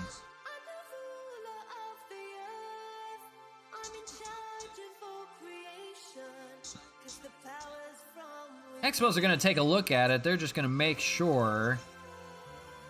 But he is definitely out, so nothing to challenge there. That's the first out of the inning. It's Mark Canha standing in 0 for 3. Floro winds and deals a sinker in there for a strike, 0-1. Canha cooling off. He's only hitting 200 right now. Swings and misses on that slider there, 0-2. Guys are going to look to get back to Montreal, that's for sure, where they can be offensively going crazy with their stats. Misses there, 1-2. It's been a rough road trip, but they have won 2 of 3 in Texas, and we'll see what they do with the quick 2-game trip here. Fastball, that's fouled away, 1-2. Top of the 8th from Marlins Park in Miami. The Marlins have a 3-2 lead on the Expos. Foul away on the slider.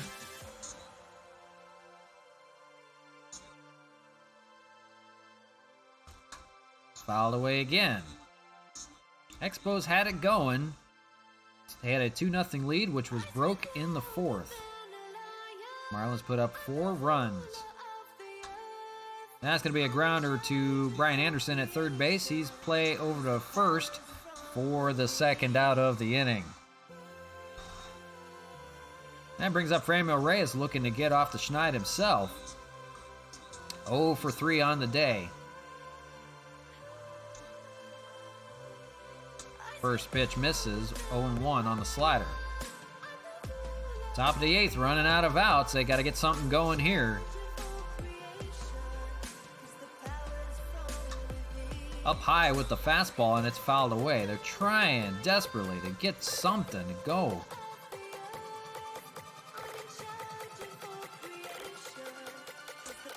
Misses with the slider again, 2-1. Can't get him to chase. Franmil Reyes, the former Indian, acquired in a trade. Swung on and missed there on that slider, 2-2. Looking to do some big things for the Expos if he can come through. The 2-2, that's going to be hit up the middle for a base hit. We'll see. He's going to hold him to a single. So a 2-out hit for the Expos. We'll see if they can make anything of it. And that will keep the line going. They have decided if they want to have a pinch runner with 2 outs in the inning for Franmil. They can go to Joey Rickard if they choose. They're going to leave Franmil out there as Ryan Braun stands in 1 for 3. Braun, a solo home run back in the 2nd inning. That was the last run for the Expos. Here in the 8th, fouled away 0-2. Dylan Floro trying to get the Marlins into the 9th. That's going to be grounded over to 3rd and a play there to end the inning. So nothing doing for the Marlins despite the 2-out base hit. Or the Expos, excuse me. 3-2, Marlins lead as we go to the bottom of the 8th.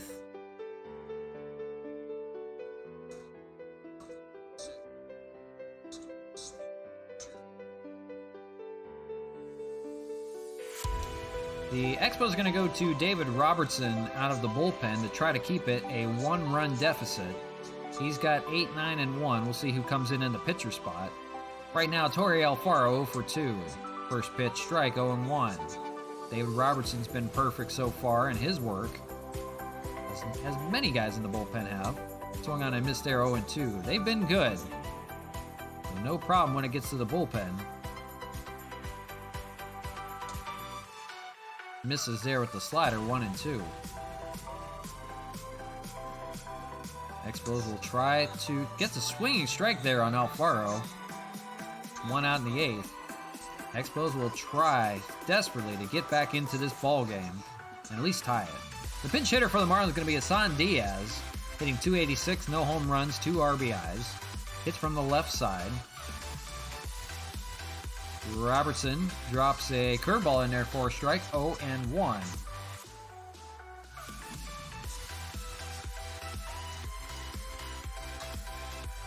Expos beating the Marlins in the hit category 7-4, but losing 3-2. Not enough run production to speak of. Curveball and got him swinging. So 2 strikeouts for Robertson, 7 pitches thrown, and quickly 2 outs here in the 8th. That'll be the top of the order. John Birdie with that double back in the 4th. That sparked a rally. Misses the slider, 1-0.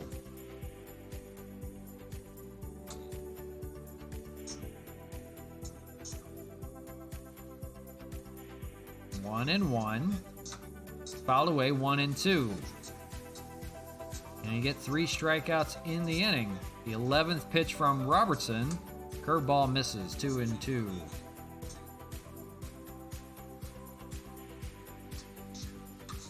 That's going to be popped up to first. Tough play for Cannon. He's got to run it down and finally gets to it to make the catch. So great work out of Robertson in his bullpen stint. We go to the top of the 9th. Expos 1 to tie, 2 to take the lead. It's Yimi Garcia with the save opportunity. He's been perfect, 3 for 3. He does have a 5.40 ERA and has given up a few hits against righties. But we'll see if he can get the save here for the Marlins. Roberto Osuna getting loose just in case they do tie this ball game. It will be Tyler Flowers leading things off, 1 for 3 so far with a single. Yimi Garcia fires, fouled away, 0-1.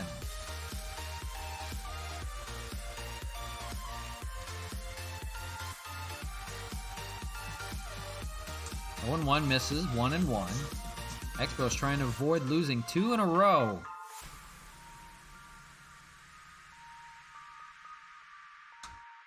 That pitch is fouled away on the changeup, and it's 1-2. Flowers, good hitter. Been good so far this year. Inside with a fastball, check swing. He did not go. It's 2-2.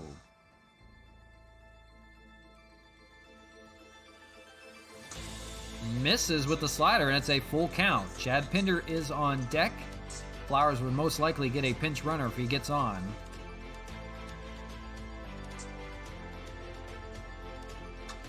That's going to be up the middle for a base hit. So a leadoff base hit for Tyler Flowers.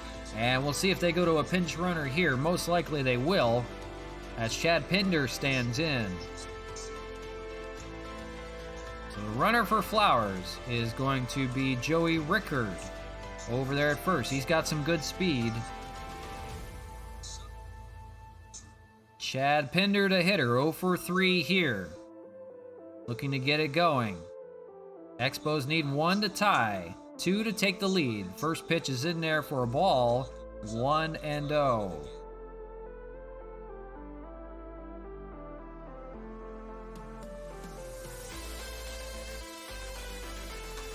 That one is fouled away, 1-1. Made good contact. It sounded really good, but just missed.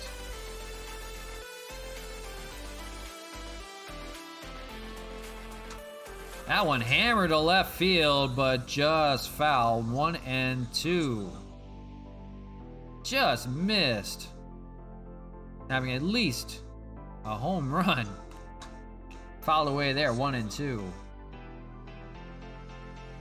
Expos trying to get it going. They haven't scored since the second. Top of the ninth, they're running out of outs. Swung on and missed for the first out of the ninth. Strikeout for Yimi Garcia. And now a double play will get him out of it. Neil Walker, the hitter, they're going to go to the bench. And they're going to call on Sean Rodriguez to try to get a hit. He's hitting .333, 2 home runs, 2 RBIs.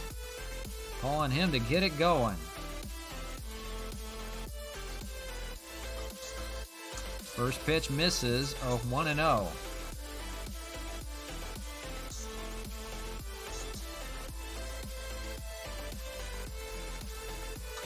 That's going to be up the middle. We'll see if they turn 2 as 6-4-3. And that's it. The Marlins win it 3-2. They hold on and take the victory. They win game 1 of this quick 2-game series. The Expos fall to 13-4. They have lost 2 in a row. We don't say that they lose very often, but 2-8-0 for the Expos, 3-4-0 for the Marlins. They hang on with that 3-run 4th inning. So there you go. From Miami, the Marlins take the win on the first place Expos, 3-2. Tough sledding for the boys. I was thinking about it while the game was going on. We may look to maybe make a trade. Hey, we got some bling there. That's cool. We may look to make another trade. Neil Walker is just not doing it for us right now. And he's supposed to be our second baseman. We can bump him out of the lineup if we need to. And Christian Colon can play over there. But we would like somebody to be either a third baseman or second baseman for us that's pretty decent.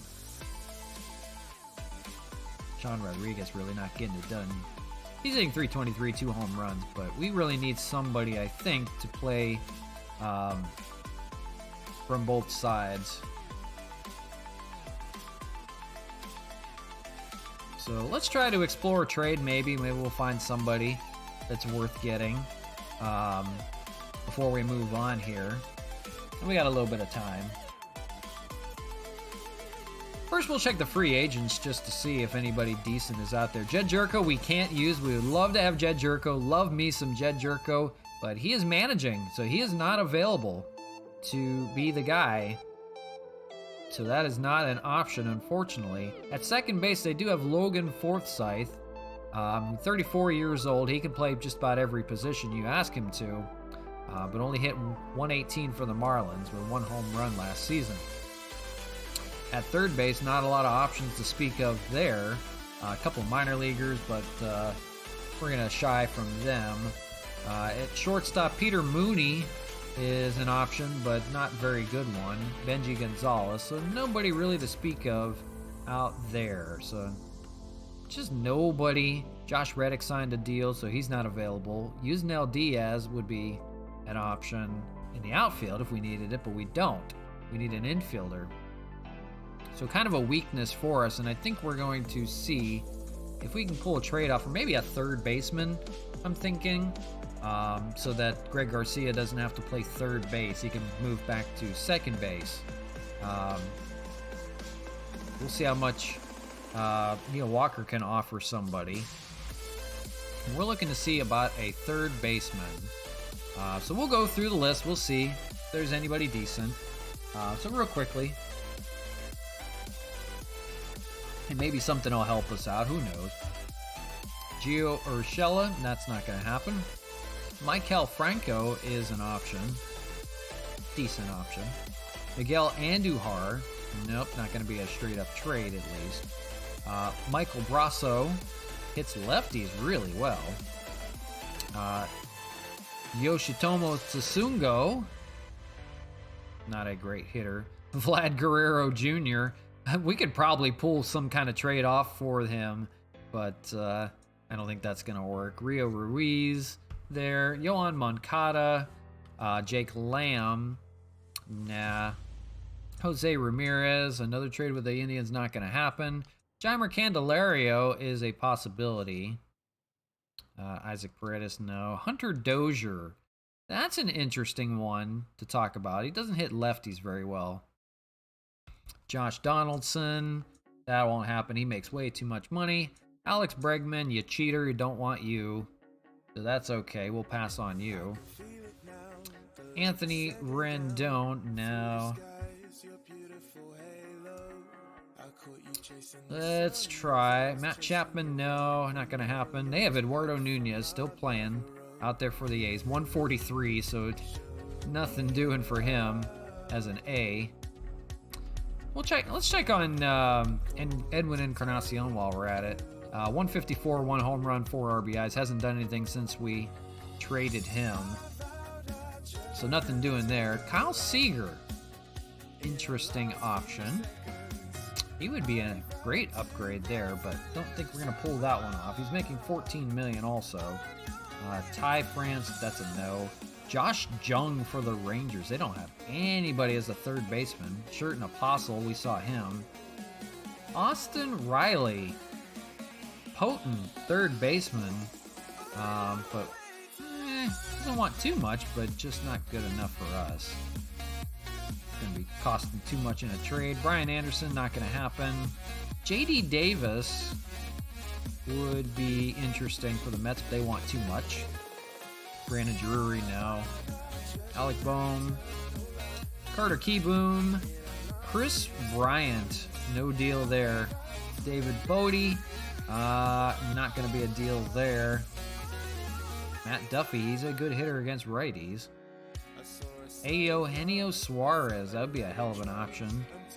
No chance for him. Travis Shaw just hits righties really well, but we could pull off a trade for him. Todd Frazier would be a cheap option, but he is 35 years old. Looking for somebody a little bit younger at least. Matt Carpenter, 35 years old. He's getting up there. I didn't realize he was 35. Nolan Arenado's not going to happen. Don't worry about it. Eduardo Escobar, interesting option, but he doesn't hit that well. How's he hitting so far this year? 231 home run. Justin Turner or Edwin Rios. Edwin Rios, interesting third base option. 136, no home runs, 2 RBIs. Would be an interesting third baseman to have. He doesn't play it very well. We may have to look at second baseman, possibly, or shortstops. Manny Machado, don't want you. Evan Longoria would be an option. He makes $15 million. Not fond of that. Let's take a look at second baseman. Kike Hernandez, DJ LeMahieu, Gleyber Torres, Gleyber Day over there. That would be interesting. Rougned Odor, the former Ranger, now playing for the Yankees. Brandon Lau, probably not. Joey Wendell's on the IL. Kevin Biggio. No, not going to happen. Joe Panic. No. Nick Madrigal. Interesting option there. 292 hitter. Cesar Hernandez. That's an option from the Indians. Could go back to the Indians for another trade. 234, 5 home runs so far this year. We're going to take a look at that. We'll explore that trade. Jonathan Scope. Good numbers there. 304, 1 home run. That's a possibility. Harold Castro, I know, hits really well against righties. Whit Merrifield. Nope. Hanser Alberto hits really well against lefties. Luis Arias hits well against righties. How is Luis Arias hitting? 329, 1 home run. That's a possibility. Jose Altuve, don't want you, cheater. David Fletcher. Possibility there. 308, 3 home runs. Jed Lowry. Don't really want to mess with him. He's 36. So that's probably a no. Dylan Moore. We saw a little bit in the Mariners series. Didn't do great. That's okay. Nick Solak did well for the Rangers against our lefties. 258. Ozzie Albies is on the IL. They have Yolmer Sanchez. Yolmer Sanchez, we saw a little bit last season. Hitting... No, he hasn't even hit so far. He's in AAA. John Birdie, we saw a lot of from that Marlins series. We'll see him again. Evil Dragons, hey, how's it going? Appreciate you coming back. Like my Twitch pick. I haven't seen it. Haven't had a chance to take a look.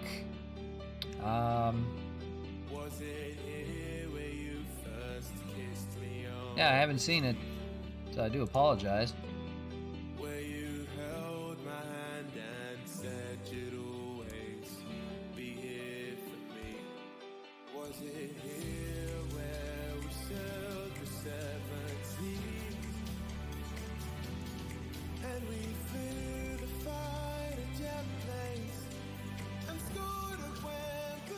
Papa Static, we're going to have to say goodbye to you. I'm sorry about that, but you're just not doing it for us on the chat. I do apologize, but just a little too vulgar kind of stuff on there, so I do apologize for that. But cannot have you on the chat anymore. But Evil Dragons, yeah, I haven't checked out the pick. So yeah, I do apologize. I haven't had a chance to check it out. All right, so we're looking back at the trade. So nothing there. John Birdie couldn't pull off. Jeff McNeil won't be a possibility. Jonathan VR, no. Brad Miller, the 31-year-old. Nah. Starlin Castro, no. Nico Horner. Eric Sogard, 323 hitter so far. That's a possibility. Mike Moustakas, that would be interesting. They can pull that off. He's making $13 million though. Holton Wong, no. Keston Hura, good hitter against righties. D. Strange Gordon, that would be a good leadoff guy for us. I don't know. 273 hitter so far. Can have him play second base. Adam Frazier. Kevin Newman, he's a good hitter. I'm just not seeing anybody that sticks out right now. Tim LeCastro, Runs really well. Doesn't hit lefties. Garrett Hampson, just not a great hitter. Chris Taylor, he's a good hitter. Gavin Lux. Jake Cronenworth, I've talked about him before. 266, 1 home run. He could even play shortstop for us if we wanted him to. But I don't think we're going to be able to explore a deal for him. Jurickson Profar, same thing. Wilmer Flores. I've talked about him a few times before. He's a possibility. He could actually make that deal work. He's only hitting 190, 1 home run, 11 RBIs though. We can make that deal work for him. And he can play against lefty and righty. Hold that thought. We can maybe pull that one off. So we decided on, I think there was only a couple guys. What did we say? Not Nick Matt. Oh, Cesar Hernandez. Cesar Hernandez hitting 234, 5 home runs. I think we want to try to go get him. We want to call on the Indians again. I think we're going to call on the Indians again to pull this deal off. Question is, what do we try to... We try to get something else in return. How's Shane Green doing? 5.40 ERA. Kyle Quantrill, that's always an option. Kyle Quantrill we've talked about quite a bit before. 9.39 ERA. We don't really need a whole lot of relief help. So, don't really need anything even out of the bullpen, anything like that. We'd love to have James Karinchak, but I don't think we're going to get him. Excuse me. I don't think we really need to get anything else back. Cesar Hernandez would be good, and I believe he can play shortstop also. Yeah, he can. He'd definitely be a good shortstop for us. So we'll bump Chad Pinder over a little bit. He can play third. Yeah, we'll just have to give up something else, I guess, to get him. Somebody in maybe single A that we can use. Brian Keller. Just looking for anybody that's even decent, maybe, that we can give up.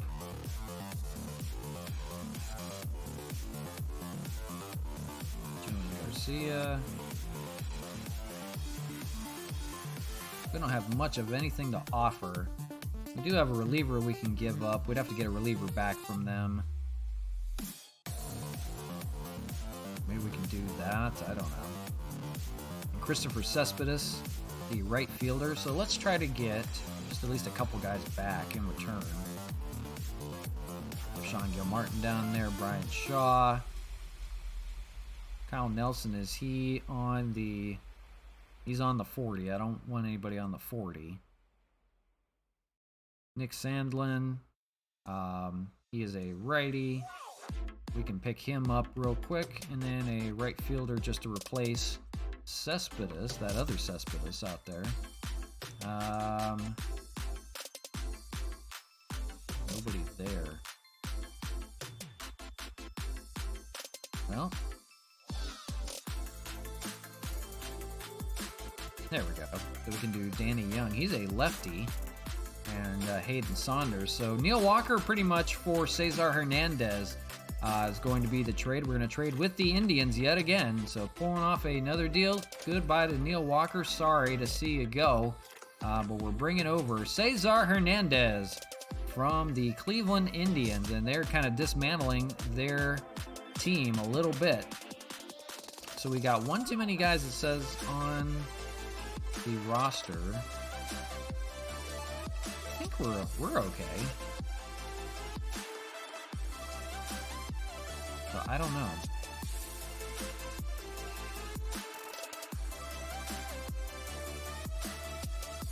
There's our rotation. We're good. The lineup. We got to fix the lineup a little bit. So Cesar Hernandez is going to hit from both sides. But he is going to play over at shortstop, I believe. Pinder's a little bit better fielder, actually. But I think we're going to put Cesar Hernandez at short, Chad Pinder at third, and Greg Garcia is going to go back to second base, which he should. Yeah, because Pinder's got a little bit better arm there. We'll fix the lineup here shortly. But Cesar Hernandez, welcome to the Expos.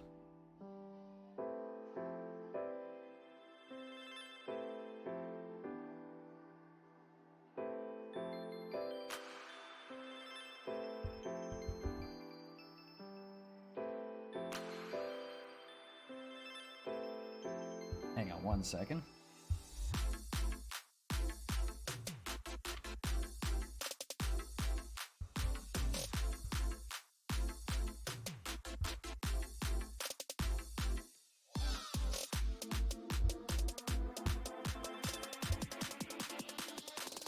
All right, so let's put this lineup together and we'll get back into our third game. The 2-game series against the Expos, or we are the Expos. What the hell am I talking about? Against the Marlins, there we go. Jeez. Don't worry about me, folks, I'm all right. Colone's gonna be the second baseman now, so we'll fix that up. So yeah, this will work out pretty well, I believe. Sean Rodriguez won't have to hit. He can just kind of be a utility man for us now. And Pinder will be a third baseman. So let's fix up the lineup a little bit. Hernandez, I believe we want hitting second in that order. He looks pretty good.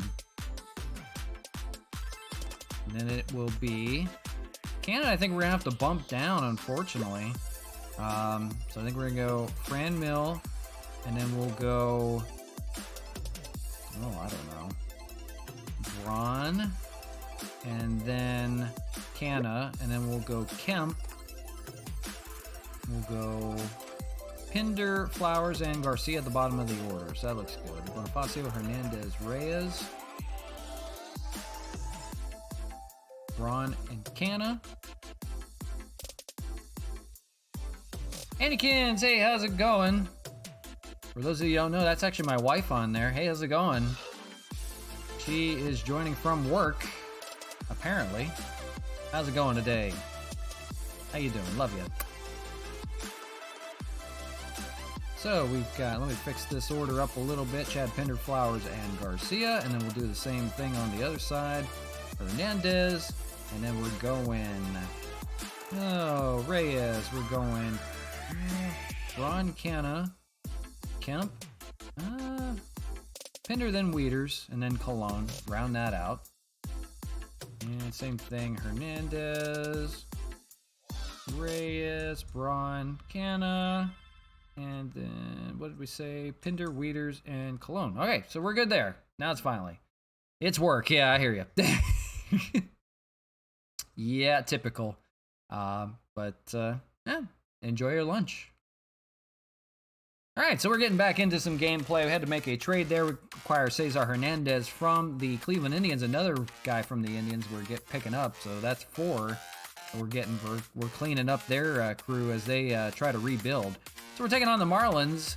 Second game of the 2-game series. We dropped the first one 3-2.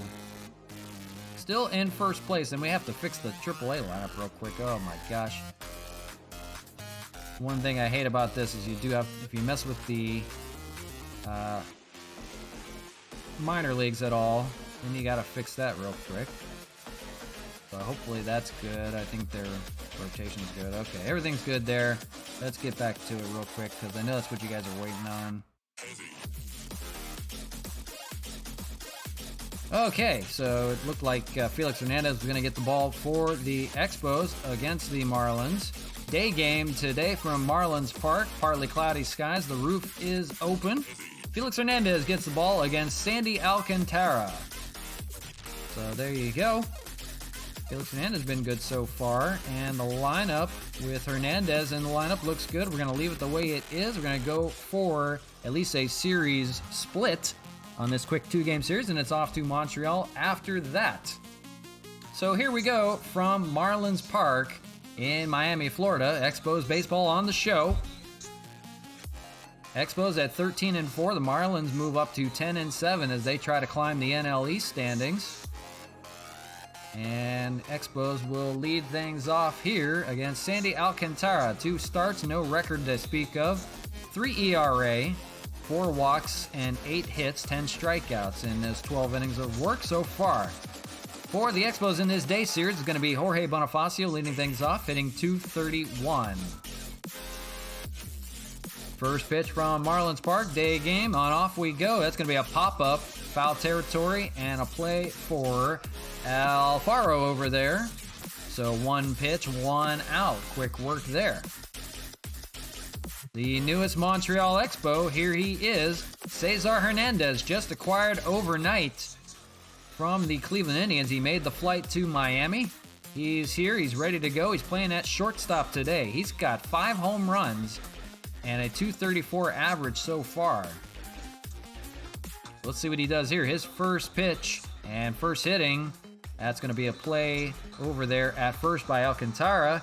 Aguilar shovels it over to him for the second out. So 2 pitches, 2 away, and up steps his old teammate, Miguel Reyes from the Indians. Reyes, .328, he had a hit yesterday, takes the third pitch of the game for his strike, 0-1.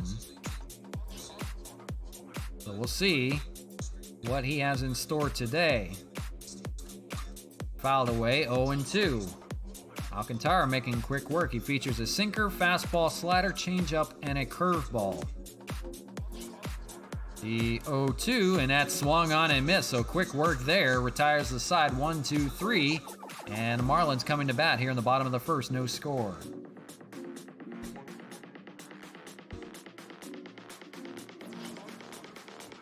It'll be the king, Felix Hernandez, on the mound for the Expos. He's been good so far, 1-0 record, .295 ERA, 26 strikeouts, and 1 walk in those 18 innings of work, 17 hits given up. But the strikeout pitch has been good for him. Leading off is going to be John Birdie, hitting .224, 2 home runs, 6 RBIs. He sparked the rally in the 4th inning in yesterday's game that ultimately led to the Marlins victory. First pitch from Felix, 0-1.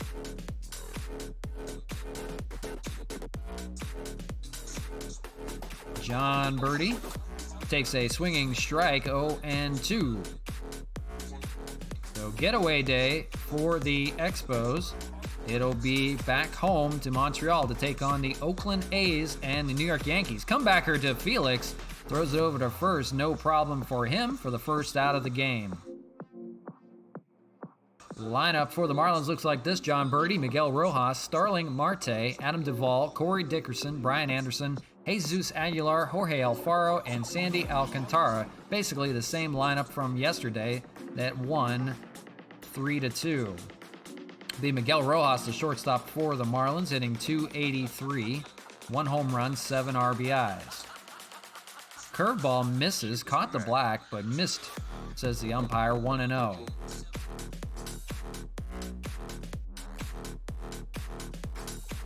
Slider, and that's hit out to right center, and it's a play for Miguel Reyes out there, makes the catch, 2 away. We are into game number 18 of the 162 game season, so a lot to play still. Don't know how far we'll get into it, we'll see. Don't know if I'm going to be able to play all of those. As Starling Marte stands in, a .246 hitter. 2 outs in the first, takes a strike, which was outside. Don't know what's going on with the strike zone. Unbelievable, but Felix gets the strike there, 0-1. Swinging strike there, 0-2. 8th pitch from Felix, and fouled away, remains 0-2. Making quick work are the pitchers so far on both sides.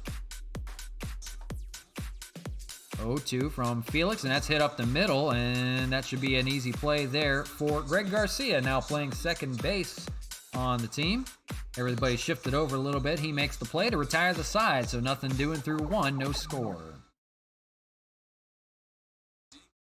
It will be 4, 5, and 6 for the Expos. Ryan Braun leading things off. He's bumped up the order a little bit. He's doing well. 3 for 19 in his last 5 games, but .278, 6 home runs, 12 RBIs. He had a home run yesterday.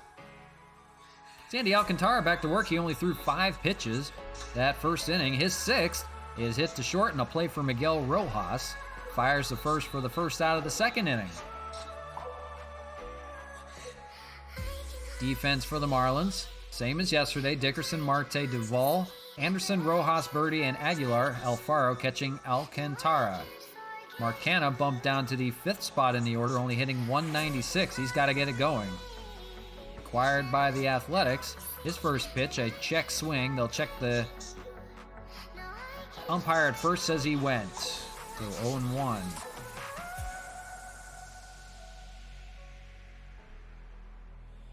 Alcantara gets a strike in there with the sinker, 0-2. He's not messing around today. They want to get away as well. Swing and a miss there on the sinker. 2 outs here in the second. That's the second strikeout for Alcantara. I'll bring up Chad Pinder, hitting .246, 2 home runs.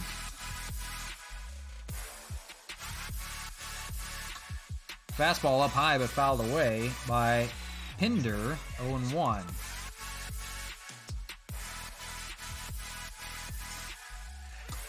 Inside with the sinker, misses, 1-1. Beautiful Miami, Florida, Marlins Park.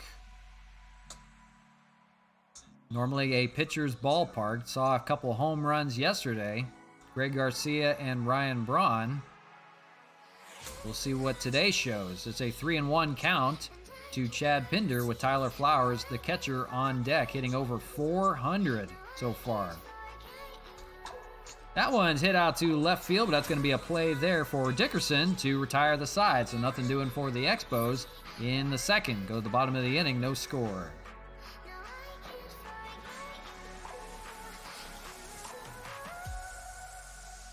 It'll be Adam Duvall leading things off for the Marlins. Good power hitter for them. Hitting .228, 3 home runs, 3 RBIs so far. Felix Hernandez goes back to work in his second inning. Threw 9 pitches that first inning, so matching Alcantara, pitch for pitch. That's hit over to third, play for Pinder, now playing at third base. Makes the play for the first out. With Cesar Hernandez taking over as the everyday shortstop, the infield got moved around a little bit, as you see there. Bonifacio and Reyes in the outfield. Pinder, Hernandez, Garcia, and Canna. So they'll play there now as Flowers catches for Felix Hernandez. Corey Dickerson stands in, a 150 hitter. Not doing well so far this year. No home runs to speak of and 2 RBIs only. First pitch strike in there, 0-1. Bottom of the second, just getting started from Marlins Park in Miami. That's going to be hit out to second base. Diving stab by Garcia, but he won't have a play. And that's going to be a base hit for Corey Dickerson.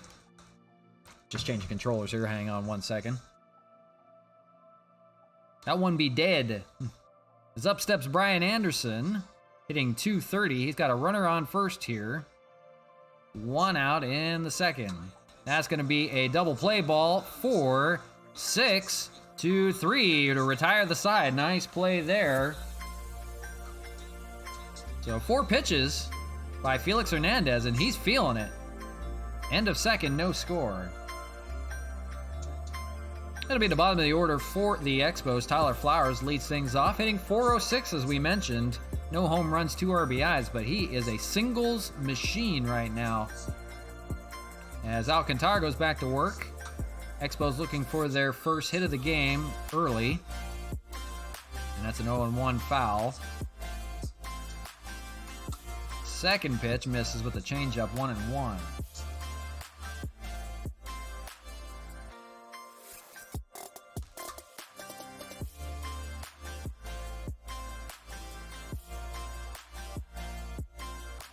Here's the 1-2 to Flowers, and that's going to be hit too short. An easy play for Miguel Rojas, and that's the first out of the third. Take a look at the standings. The Marlins are moving their way up. They're a half game out of first from the New York Mets at 10-7. They win today, surely they will be in the running for first place. Expos in first place in the AL East of their own, but they have lost the last 2 as Greg Garcia stands in, a .316 hitter. Doing well so far this year, takes a ball, 1-0.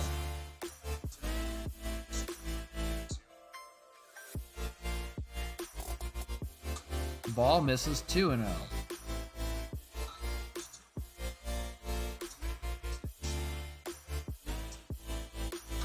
That one's hit out to right field, but a little too hard, and that's a play for Duvall out there for the second out.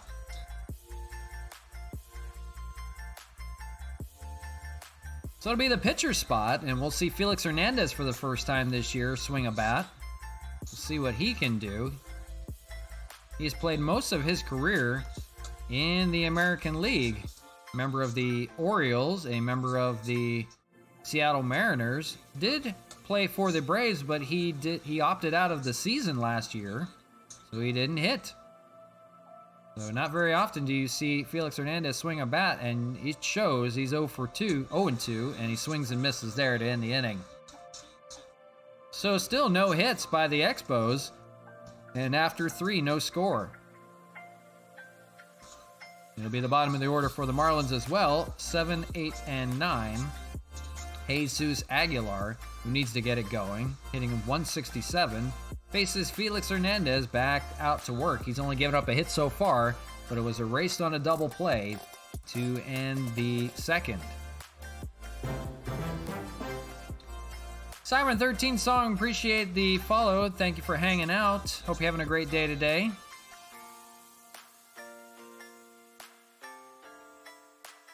Hernandez to Aguilar and misses 2-1.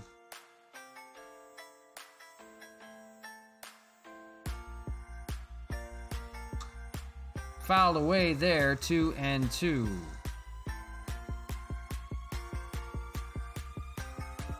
Hernandez gets a ground ball over to third. It's going to be a tough play. Canna shovels over to Hernandez for the out, so one away here in the third.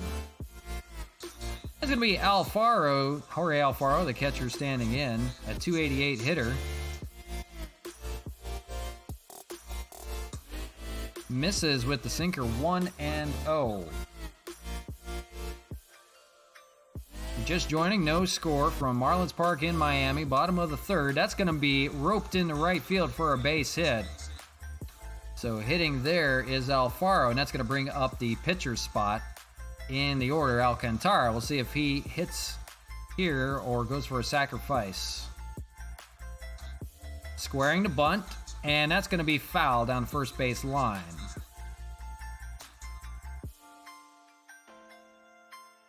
Squares again, and that's going to be popped up and foul, so we'll see here with 2 strikes what he does. Looking to bunt again, and he does lay it down. And he's going to get the sacrifice. They're going to just apply the tag to him over at first for the second out. So he does his job with 2 strikes, avoids the strikeout. That's a sacrifice, 3 unassisted. That'll bring back the top of the order, John Birdie, but now he's got a runner on second with 2 outs. Hernandez fires a curveball in there for a strike, 0-1. John Birdie 0-1, grounded out back in the first inning. And foul away there on the right side, 0-2. 2 outs here in the third, no score from Miami. Expos looking to get out of a jam and misses with the slider, 1-2.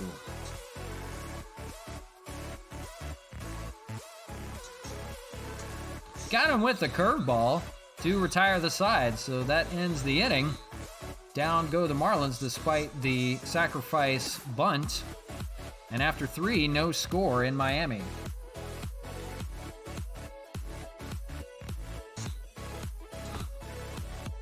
It'll be the top of the order for the Expos, still looking for their first hit of the game against Alcantara. Bonifacio 0-1 popped out back in the first. Alcantara, 25th pitch of the game. Here it comes. And that's going to be grounded over to first base. And a play, Aguilar shovels over to Alcantara for the first out of the fourth. To bring up the newest Expo, Cesar Hernandez, his first AB, grounded out, 0-1. Just acquired overnight from the Cleveland Indians as he takes a ball, 1-0. Good pitchers duel out here today. Hernandez against Alcantara. He's going to rope one up the middle, but that's going to be a play for birdie over there, and quickly 2 away in the inning. There's going to be Franmil coming in, his teammate on the Indians. He was acquired last week. So EXPOS made a few trades with the Indians, trying to bulk up that lineup a little bit. He's 0 for 1 so far on the day. He's a .323 hitter, though. He's going to hit it out to left field. That's going to fall just foul. 0-1. Top of the fourth. No score in Miami. No hits to speak of for the Expos. Siren working and enjoying the Reds and the Dodgers. Yeah, that game did start off. I didn't even think about watching it today. I forgot all about it. Forgot they had a day game. They lost a bad one last night. Did the Dodgers at least. But yeah, enjoy that one. The 2-2 to Franmil, and he's going to look at a called strike 3. So nothing doing for the Expos. They go down 1, 2, and 3. And in the middle of 4, no score. It's going to be 2, 3, and 4 for Miami. It's going to be Miguel Rojas leading things off against Felix Hernandez. Equally as good so far. Just giving up a couple of hits so far in the game. First pitch ball away, 1-0.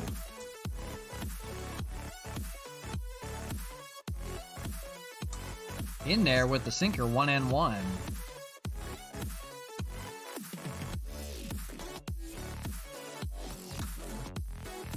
Fouled away, 1-2.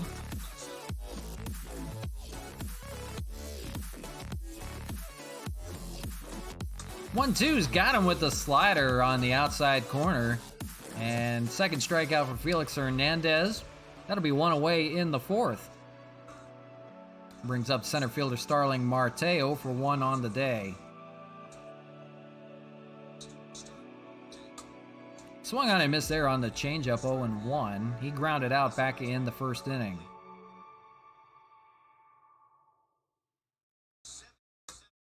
Misses on the sinker. Pitching duel in Miami. Getaway day for the Expos. Will be back to Montreal to take on the Oakland A's. That one's hammered to left field, and that looks like it's gone. It sure is in the Marlins bullpen. Home run, Starling Marte to put the Marlins on the board, 1-0. We just had to jinx it and say it was a pitching duel going on. Marlins Park proving that it can give up home runs. So Starling Marte gets the Marlins on the board, 1-0. Hernandez going back to work. He's got Adam Duvall here, 0 for 1. First out in the fourth, 1-0 Marlins on a Starling Marte solo shot.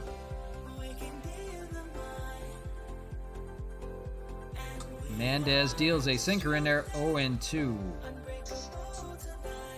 Look for a comeback at bat here. Fouled away, still 0-2.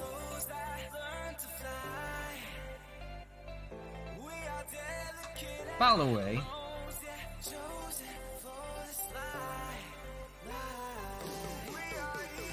Yeah.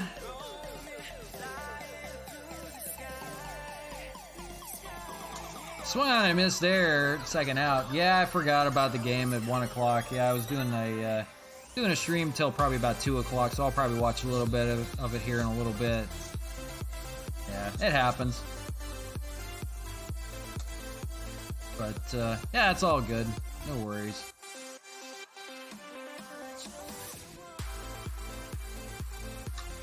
Corey Dickerson fouls it away. It's 0-2. Felix Hernandez back to work. 42nd pitch of the game, fouled away.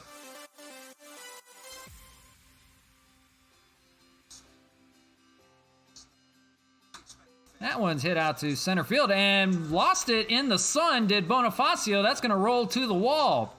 Oh my gosh, that would have been the third out of the inning. Instead, That's going to be a 2-out triple by Corey Dickerson.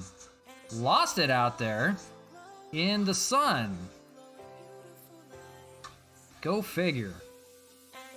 So Dickerson now on at third, and Brian Anderson will try to drive him in. Anderson 0 for 1.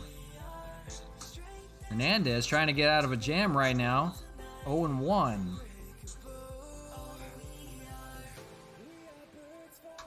That's going to be hit to second base. That's going to be a play for Garcia. Should end the inning, and it does. So, despite the 2-out triple, they do get out of it. But Starling Marte gets the Marlins on the board with a solo shot. They lead 1-0 through 4.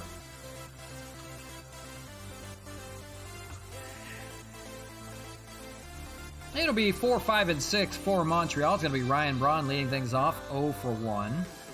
Against Sandy Alcantara, so far no hitting the Expos through 4.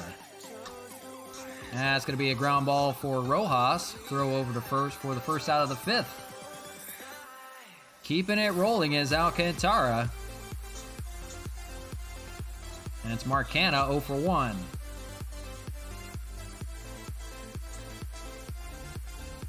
First pitch misses, 1-0 inside corner.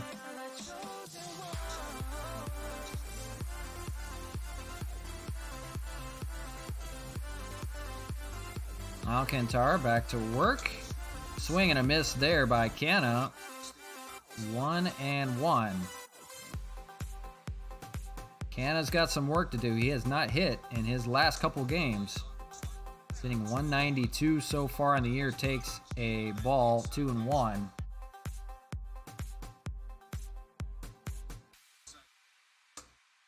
Catches the inside corner, 2-2 on the slider. Favorable call there. See what happens. It's going to be fouled away. We'll remain 2-2.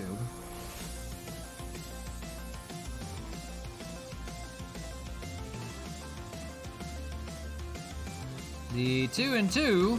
That's going to be hit down the third base line. That's going to be a base hit for Canha. So it's been a while since he's been aboard, but he's on first here with 1 out in the 5th. Desperately needed a hit there. That's going to bring up Chad Pinder. He's 0 for 1, looking for a hit of his own. So that's the first hit given up in the game for Alcantara. That's going to be up the middle. There's 2. So they'll play station to station, first and second here in the 5th. Finally getting their first hits.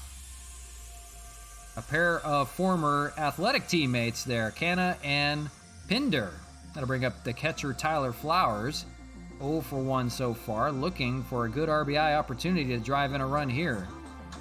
He's going to get a base hit as well. That's going to be in the gap, and that should score a run. It's going to be first and second, but the first run for the Expos does come in to score, and we've got a tie game 1-1. RBI single for Tyler Flowers. He's done that quite a bit. So 3 quick hits nets their first run. That'll bring out the pitching coach for the Marlins. Gonna bring up Greg Garcia, and he's no slouch to an RBI opportunity. He's got 11 of them on the year so far, and he hammers a ball out to right field, but that's gonna hook just foul. 0-1. He had a home run in yesterday's game down that right field line, did Greg Garcia. Right now he's got first and second, 1 out, and 0-1 count. Alcantara, he's got a swinging strike there. Oh, that was horrible. Garcia, duly noted, hitting 600 with runners in scoring position, but did not look good there. The 0-2, that's going to be grounded over to first. They got a chance to turn 2. They fire back to Rojas at short and back to first. Garcia was diving over at first base, but not before. It is a 3-6-3 double play. The Expos get their first run of the game on a Tyler Flowers RBI single, but that's all they'll get. Tied, going to the bottom of the 5th.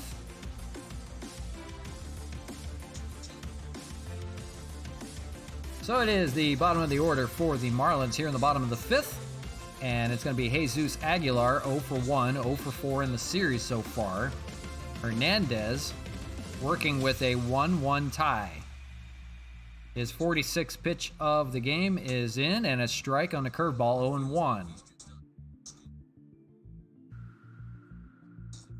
1-3-0 for the Expos, 1-4-0 for the Marlins. 0-2 now on the curveball.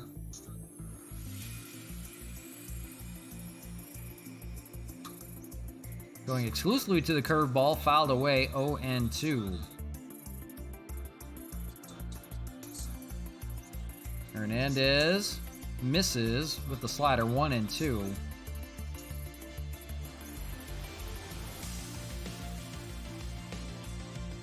Aguilar swings and misses. It's been a rough go for him. That's the 4th strikeout for Felix Hernandez. He's cruising now after giving up the solo home run. So 1 out in the 5th. It brings up Jorge Alfaro, the catcher, 1 for 1 on the day. Swung out and missed, 0-1.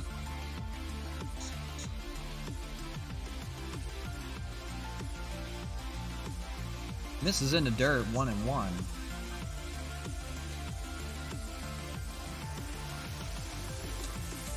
Misses again, 2-1. Good hitters count here for Alfaro. Try to get aboard for the Marlins. That's going to be fouled away.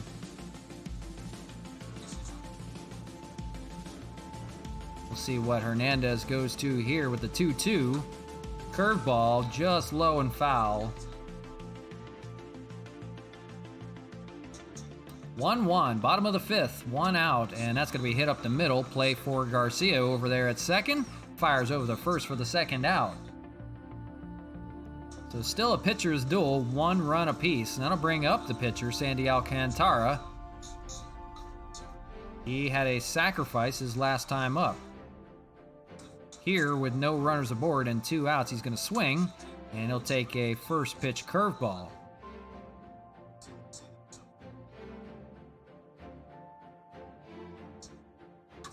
Hernandez hits over to shortstop to the other Hernandez. That's Cesar Hernandez. There we go. Makes the play there to retire the side. Into the 5th, 1-1 our score. Dodgers up 1-0. All right, now we're talking. There we go. Felix Hernandez is going to hit for himself here to lead off the 6th. He's going to stay out there. Alcantara back to work as well. First pitch swinging strike, 0-1.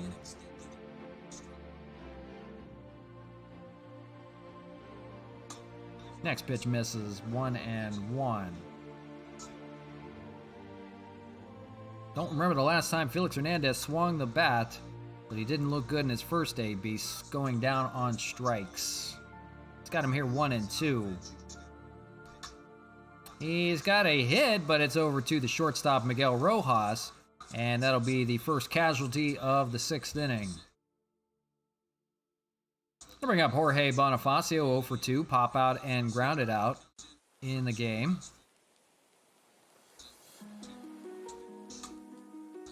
Inside, and Bonifacio had to get out of the way of that one, 1-0.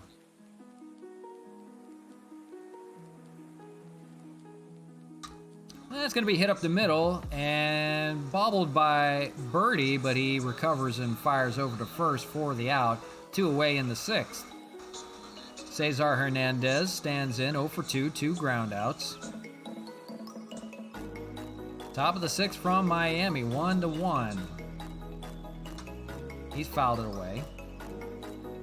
Not making solid contact is the Expos. They finally got 3 hits on the board all together, but not a lot of solid contact in the game today. Alcantara's got Hernandez here, 0-2. Here's the pitch, and inside with the slider. Tried to get him to entice. Did not, did Hernandez. 1-2. Up and high with a fastball. Got away from him there at 96. 2-2.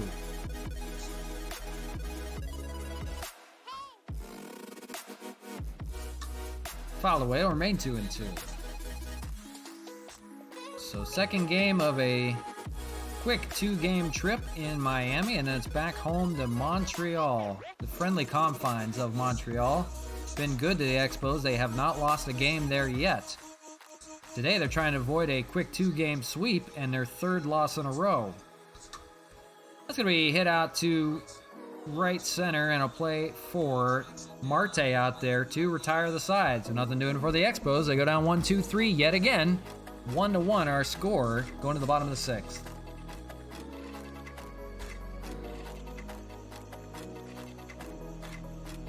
Going to be at the top of the order for the Marlins. John Birdie's going to lead things off. 0 for 2, strikeout and grounded out so far.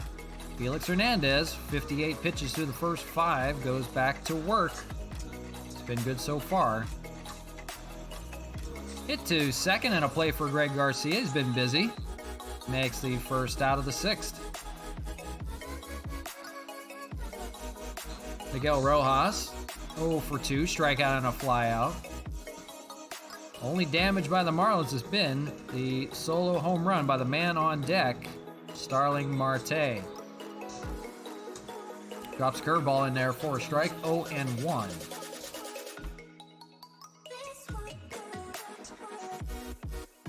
Change up, foul away, 0-2.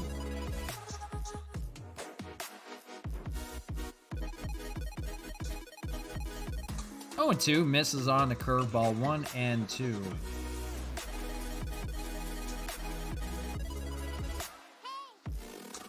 Misses on the slider as well, 2-2. Miguel Rojas, a good fielder, but also, as of late, pretty good contact hitter as well. Curveball drops in there, and that's a dandy for the 2nd out of the 6th. That is the 5th strikeout for Felix. Feeling it now. And here's the man who hit that solo home run off of him, Starling Marte. 1 for 2 on the day. That's been the difference so far. And he may have another one. That one's hit out to left field. Will it go? Just hooked foul. In fact, it was only a foot outside of the foul pole. Boy, that started off with a bang. Be careful with him. Foul ball, long foul ball too. And that misses 1-1. Looking to make a name for himself today. Swings and misses 1-2. The only offense to speak of so far. That one's fouled down third base line, 1-2.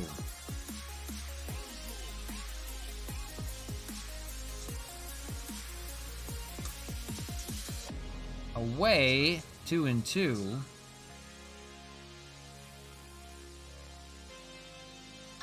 Drops curveball in there. That's going to be foul down that first base line. We'll see if Canna has a play in foul territory. He does. He makes the catch, and that retires the side. Nothing doing for Felix in the 6th. And nothing doing for the Marlins as well. 1-1. It'll be the heart of the Expo order. Franmil Reyes 0 for 2 with 2 strikeouts leads things off against Alcantara, dealing as well. Somebody needs to break through here.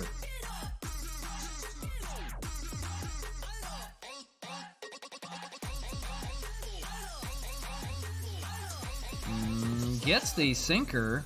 Favorable call on the outside corner, 1-1.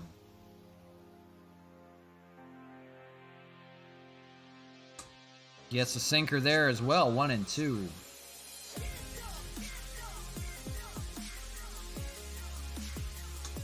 Misses on that slider, trying to get him to chase. And remain 2-2.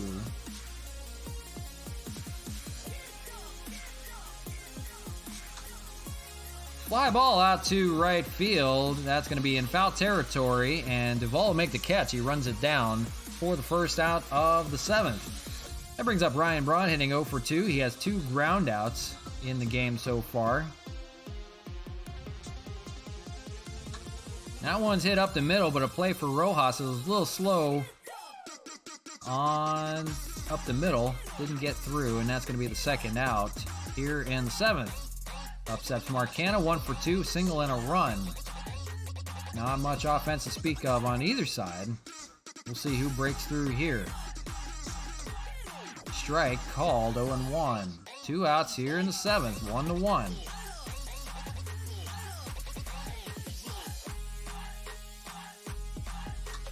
That's going to be up the middle, but a play for Rojas yet again.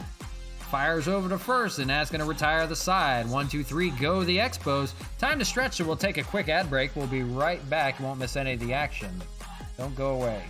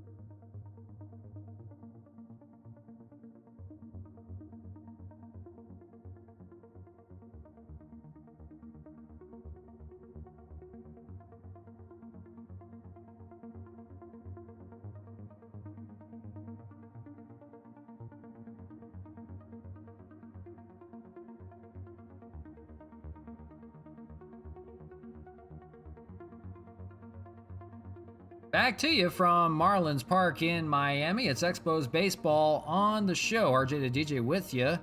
And Expos are tied 1-1 going into the bottom of the 7th. They're trying to avoid a 3-game skid. Felix Hernandez back to work in the 7th. He's 70 pitches through 6 innings. Looking good so far. He's got 4, 5, and 6 here. Adam Duvall. And that's going to be hit out to left field, and a play for Ryan Braun. 1 pitch, 1 away. It'll be Corey Dickerson having himself a game so far, a triple and a single. That triple came on a miscue by Jorge Bonifacio out in center field. He could not see it in the sun. It is a day game. This first pitch, he's hit out to right field. Solid contact. It's a play for Franmil Reyes out there. Had to run it down. Not normally a very fast fielder, but caught up to it to make the second out of the inning quickly. 2 pitches, 2 outs. Gonna bring up Brian Anderson, 0 for 2 with 2 groundouts. And surely he's not gonna go swinging on this third pitch and let Felix Hernandez go into the 8th inning. He let it go, 1-0. They've got to make Felix Hernandez work at least a little bit to get him out of this game. That's going to be a base hit to right field on the 4th pitch. Kramer Ray's going to throw it over to first, but they're not going to get a play on Brian Anderson, so he's aboard with 2 outs. And that brings up Jesus Aguilar, 0 for 2, 0 for the series. Hasn't done a thing yet. Gone down on strikes. 0-1 here on the slider.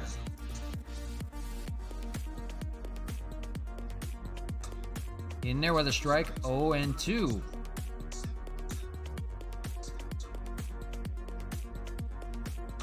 Curveball, that's going to be fouled on the third base side. Still remains 0-2. Hernandez trying to get out of it with the runner on first. Inside corner, misses 1-2.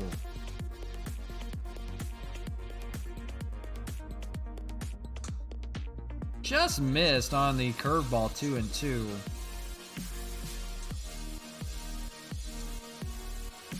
Curveball, and it's a dandy. Gets him there to retire the side. So no problem for Felix despite the 2-out base runner. And still 1-1 through 7. Man. It's going to be the lefty, Daniel Castano, for the Marlins here in the 8th. 6 games so far. 10 innings of work, 1-0 record, 4.35 ERA. 9 strikeouts, but 6 walks. To see who we're going to throw out there for the bottom of the 8th. And we're leaning towards probably a righty on the mound. So probably Nick Witgren, possibly. We'll see when we get there. So it's Chad Pinder leading things off for the Expos. 6, 7, and 8. He's 1 for 2 against the new pitcher, Castano. See how he does. The Expos may decide to switch their lineup up a little bit and call upon some guys that hit lefties a little bit better.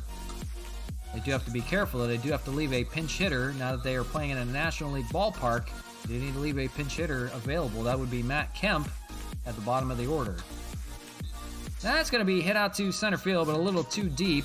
And that's a play for Starling Marte. One out here in the 8th. Alcantara was good. 7 innings of work, 3 hits, 1 run given up, 4 strikeouts. Tyler Flowers digs in, but they're going to call upon Matt Wieters, who hits the lefties a little bit better at that catching position. He's hitting .324, 3 home runs, 3 RBIs. He is a switch hitter, but he hits from the right side. He hits lefties really well, so we'll see here. Fouled away, 0-1.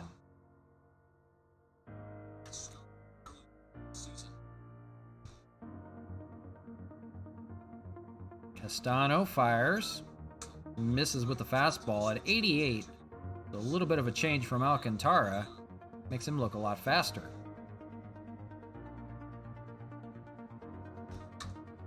Gets in front of one, and that's grounded over to third. Play for Anderson there for the second out of the 8th. So nothing doing for the Expos. That brings up Greg Garcia.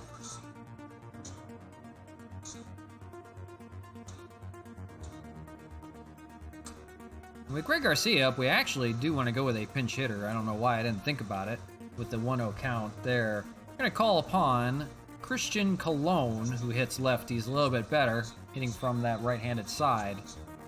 Colon hitting an even .300 on the season. No home runs, 4 RBIs. He's got a 1-0 count here. That's in there for a strike, 1-1.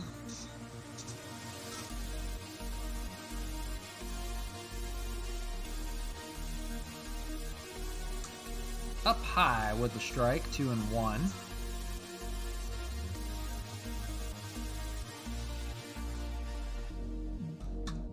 That's going to be grounded over to third and an easy play for Anderson, but he throws it away. Throws Aguilar off the bag, so Colon's going to be aboard. Didn't have to hurry the play, but he did anyhow, and pulled Aguilar off the bag off to his right side. Just wasn't even close. Lucky Aguilar even got a hold of it. So now, the pitcher spot coming up, we're going to go to Matt Kemp off the bench. Normally the designated hitter, but limited to pitch hitting duties in the National League ballpark. So Matt Kemp with a good opportunity here. Runner on first is their best chance to score so far. That's going to be fouled away, 0-1.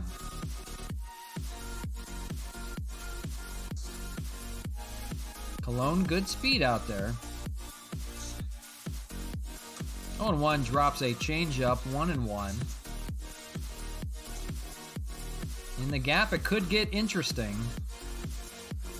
Oh, swung on and missed on the slider way up there. Had no chance at it. He thought it was a curveball, apparently. And it's 1-2. 2 outs here in the 8th. Inside, and it hits Matt Kemp. That's going to put 2 runners aboard. The winning run would be at first base. They're not going to pinch run for Matt Kemp. They're more worried about the leadoff runner there at second, Colon. That brings up Jorge Bonifacio, but they may go to Rickard, and indeed they will. He hits better against lefties. So Joey Rickard, we haven't seen in a while with all the right-handed pitching that's been going on, but Joey Rickard's got an opportunity here to drive in that run at second. That is Colon out there. Castano trying to get out of a jam. First pitch, fastball. Inside, 1-0. Rickard hitting .286, no home runs, 1 RBI. Trying to come through here for the Expos and avoid the sweep. The quick 2-game sweep, avoid the skid too. 2-game losing streak, about to be 3 if they lose today. Swung on and missed there, 1-2. We've seen some good pitching here on both sides. Inside corner misses, 2-2. Couple of pitching duels the last couple days. That's going to be hit over to first base. Aguilar's going to take it himself, and nothing doing for the Expos. That retires the side.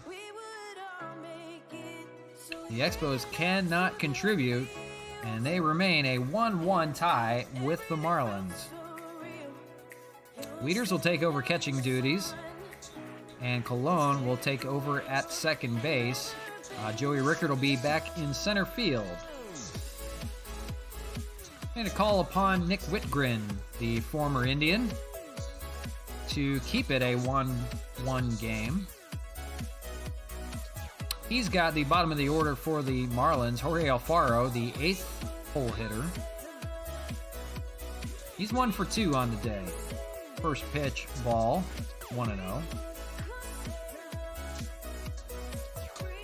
Fires in 94 mile an hour for a strike, 1-1.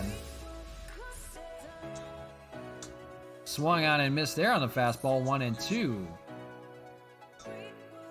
Firing it in there and just misses on that fastball. Not sure where that missed. A little high, but don't know about that. 2-2. Popped up to the first base side, foul territory. Marcana's got enough room. He makes the catch for the first out of the bottom of the 8th. Trading blows back and forth are the pitching. Miami will call on their bench to San Diaz yet again. Hitting .273, no home runs, 2 RBIs. Witgren back to work. And that's going to be fouled away down that right side. 0-1.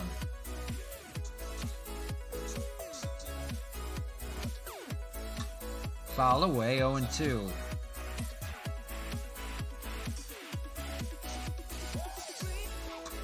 Foul away again.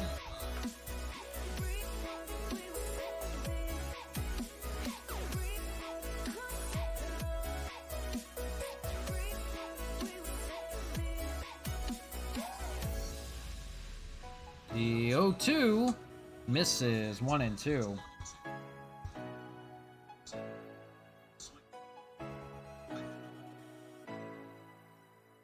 Swung on and missed there, so the pinch hitter goes down swinging. 2 outs here in the 8th. First strikeout for Nick Witgren. Top of the order for the Marlins. That brings up John Birdie. 0 for 3, nothing doing for him today. Nothing doing for a lot of guys. That one's foul down that right field side. 1-3-0 for the Expos, 1-5-1 for the Marlins. Bottom of the 8th. Still looking for a winner here. Ground ball to third, play for Pinder, fires over to first to retire the side. Down go the Marlins in the 8th, and we're going to the top of the 9th, still deadlocked, 1-1. It's going to be the Submariner, Adam Cimber, in for the Marlins, and he's been good. 9 innings of work, 4 ERA, 7 strikeouts, 3 walks.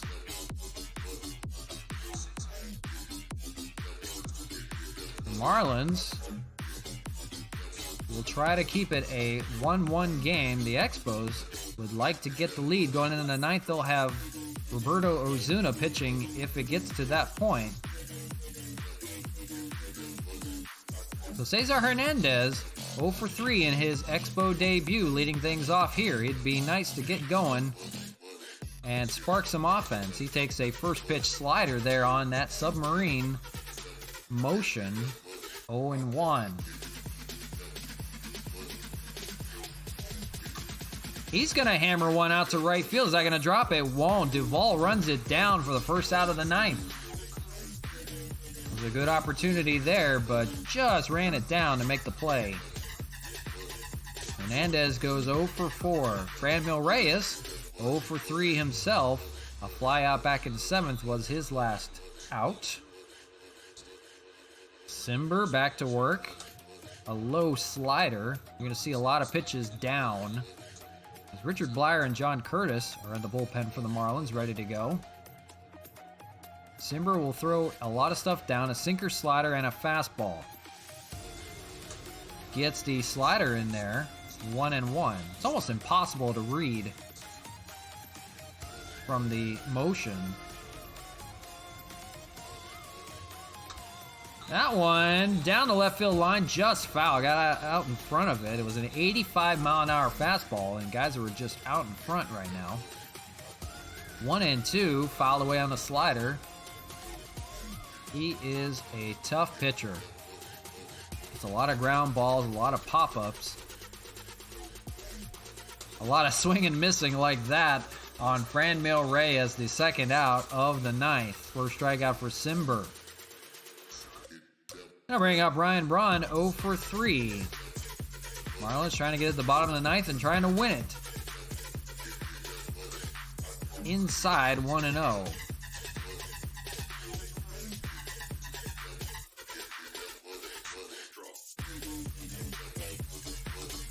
Misses up high with the slider, 2-0. He doesn't want to leave it up high. That's how you get it out.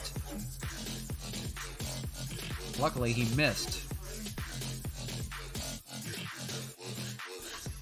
2-0, fouled away, 2-1. Still a good hitter's count for Ryan Braun. We'll see what happens here.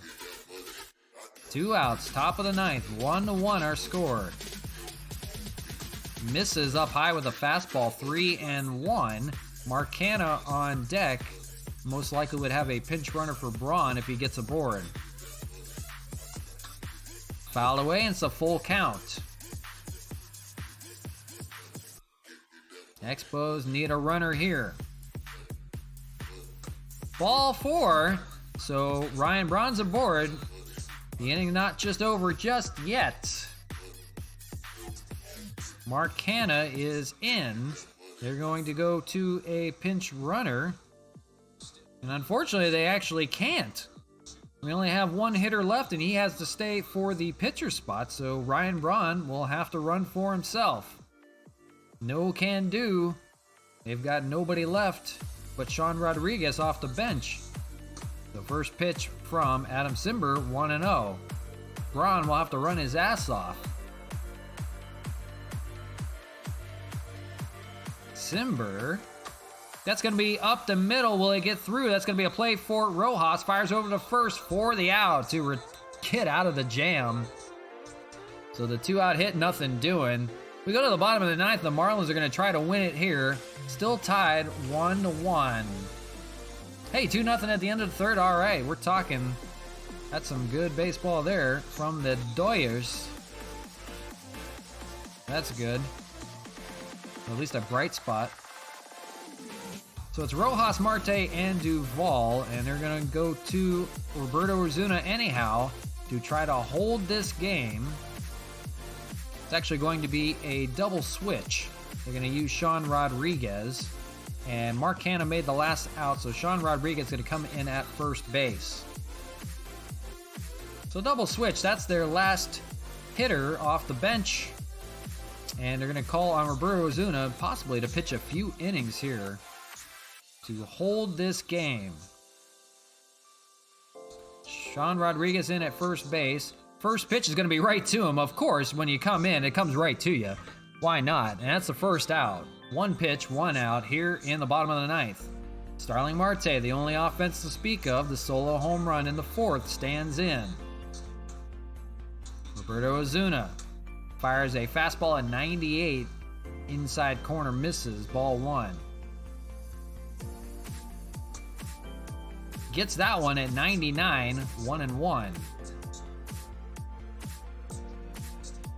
Slurve and fouled away. Features that fastball, slurve, changeup, and the cutter. He is a tough pitcher. Gets some good outs. Just missed the corner, 2-2.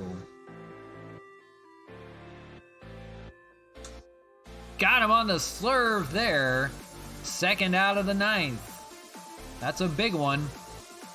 And I'll bring up Adam Duvall, 0 for 3.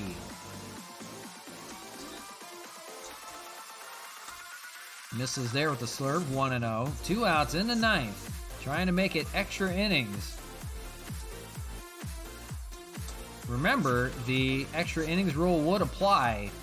So the Expos will get a runner on first to start the inning. That would be Sean Rodriguez, who just came into the game. That's hit out to center field.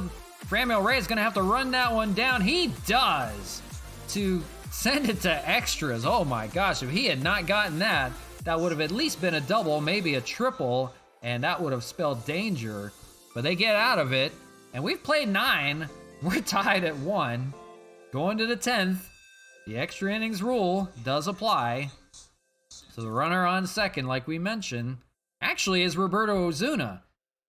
The pitcher spot is actually on second. I thought with the double switch that would put it's the last hitter. The last guy in the order was Roberto Ozuna. So unfortunately, we screwed that one up. And Roberto Ozuna at 25 speed is going to be out there at second. We have no one to pinch hit, no one to pinch run. Chad Pinder stands in against Adam Simber. Boy, we screwed that one up big time. So Pinder aboard, one for 3. The runner is Ozuna, the pitcher. Fly ball out to left field. That is going to be caught out there, and they won't tag. Not fast enough to tag. 1 out in the 10th. Brings up Matt Wieters, the catcher. 0 for 1 on the day. If he can pull the ball, there's a chance that Ozuna can run it out. But that requires a lot. It's got to be in the gap somewhere. Simber misses with the sinker. Boy, I'm getting hungry. I want this game to end. Oh my gosh. Foul ball, 1 and 2. Yeah, I'm getting hungry. I need this game to finish up. EXPOS trying to avoid losing 3 in a row. That one's in the gap in right field. That's actually going to be caught out there. The runner's got to get back to second. Almost dropped in the gap. That would have won, or at least got the EXPOS aboard with another run. Despite that, it's runner on second, 2 outs, 10th inning. Christian Colon stands in. He's 0 for 1. Man, just missed it. That would have definitely scored a run. That's going to be a slow roller down the third base line. They're going to let it roll foul. I don't know what I'm hungry for. No idea. We'll have to see what's in the freezer. Misses there, 1 and 1. Colon 0 for 1. 2 outs, 10th inning. Got the strike there, 1 and 2.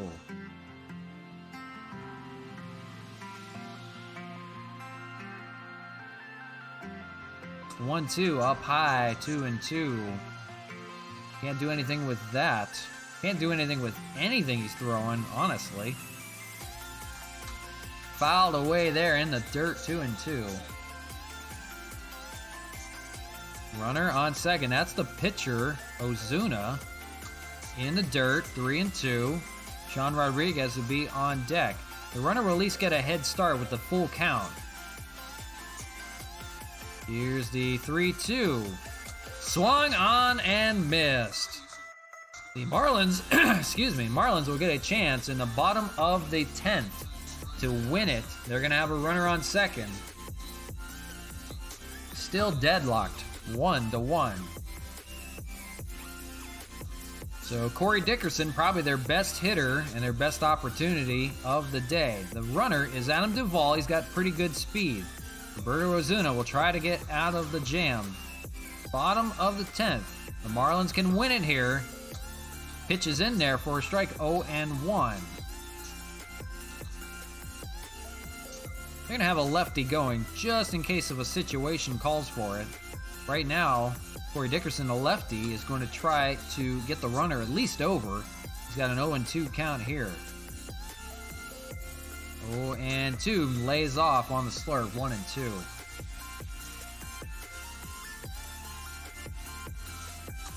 Misses with the fastball, 2 and 2. Don't want to be putting runners on either. Fouled away, 2 and 2. Tough situation to get out of. Swung on and missed there. First out of the 10th. And a strikeout for Ozuna. A big first out. We'll see what the Marlins decide to do now with Brian Anderson. 1 for 3 on the day. That one's a fly ball out to right field. Franmil Reyes not going to be able to run it down. That's going to score a run, and that's going to be the ball game, folks. The Marlins are going to come all the way back and win it in 10. Oh, my gosh. Franmil Reyes could not run that one down, and even if he did, that would have been tough. The Marlins pull off a 2-game sweep of the Expos. The Expos have lost 3 in a row. I'm going to have to quit because we can't win with me playing today. Oh my gosh. From first place to losing 3 in a row, 1 in Texas on a perfect game of all things, and 2 in Miami. This road trip has not been good whatsoever, so it's back to Montreal, thank God.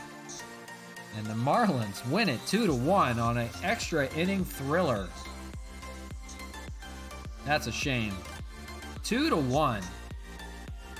Starling Marte, player of the game, 1 for 4. He had that solo home run. Adam Simber gets the win in relief, and Roberto Ozuna gets yet another loss as the closer of the game.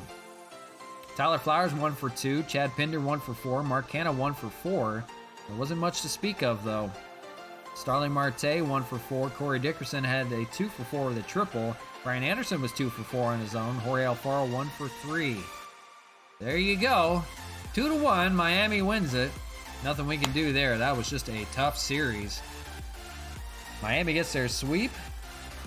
After winning 9 in a row, the Expos are now losing 3 in a row, and that'll do it for me.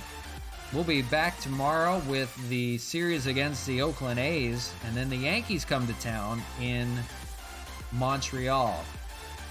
So that's it. My voice is hoarse. I'm just about done. I can't do any more than that. So that'll do it. The Expos tied for first place with the Yankees at 13-5. We'll see them coming up shortly. So there you go. Is what it is. Expos fall to 13-5 on the year, tied for first place now with the Yankees. That's going to do it for me. Appreciate you guys hanging out with me. Thank you very much, everybody. Have a good night. Yes, take care. We're going to go watch some Dodger baseball now, I guess. But appreciate everything. Thank you very much, guys. We'll see you tomorrow. Take care.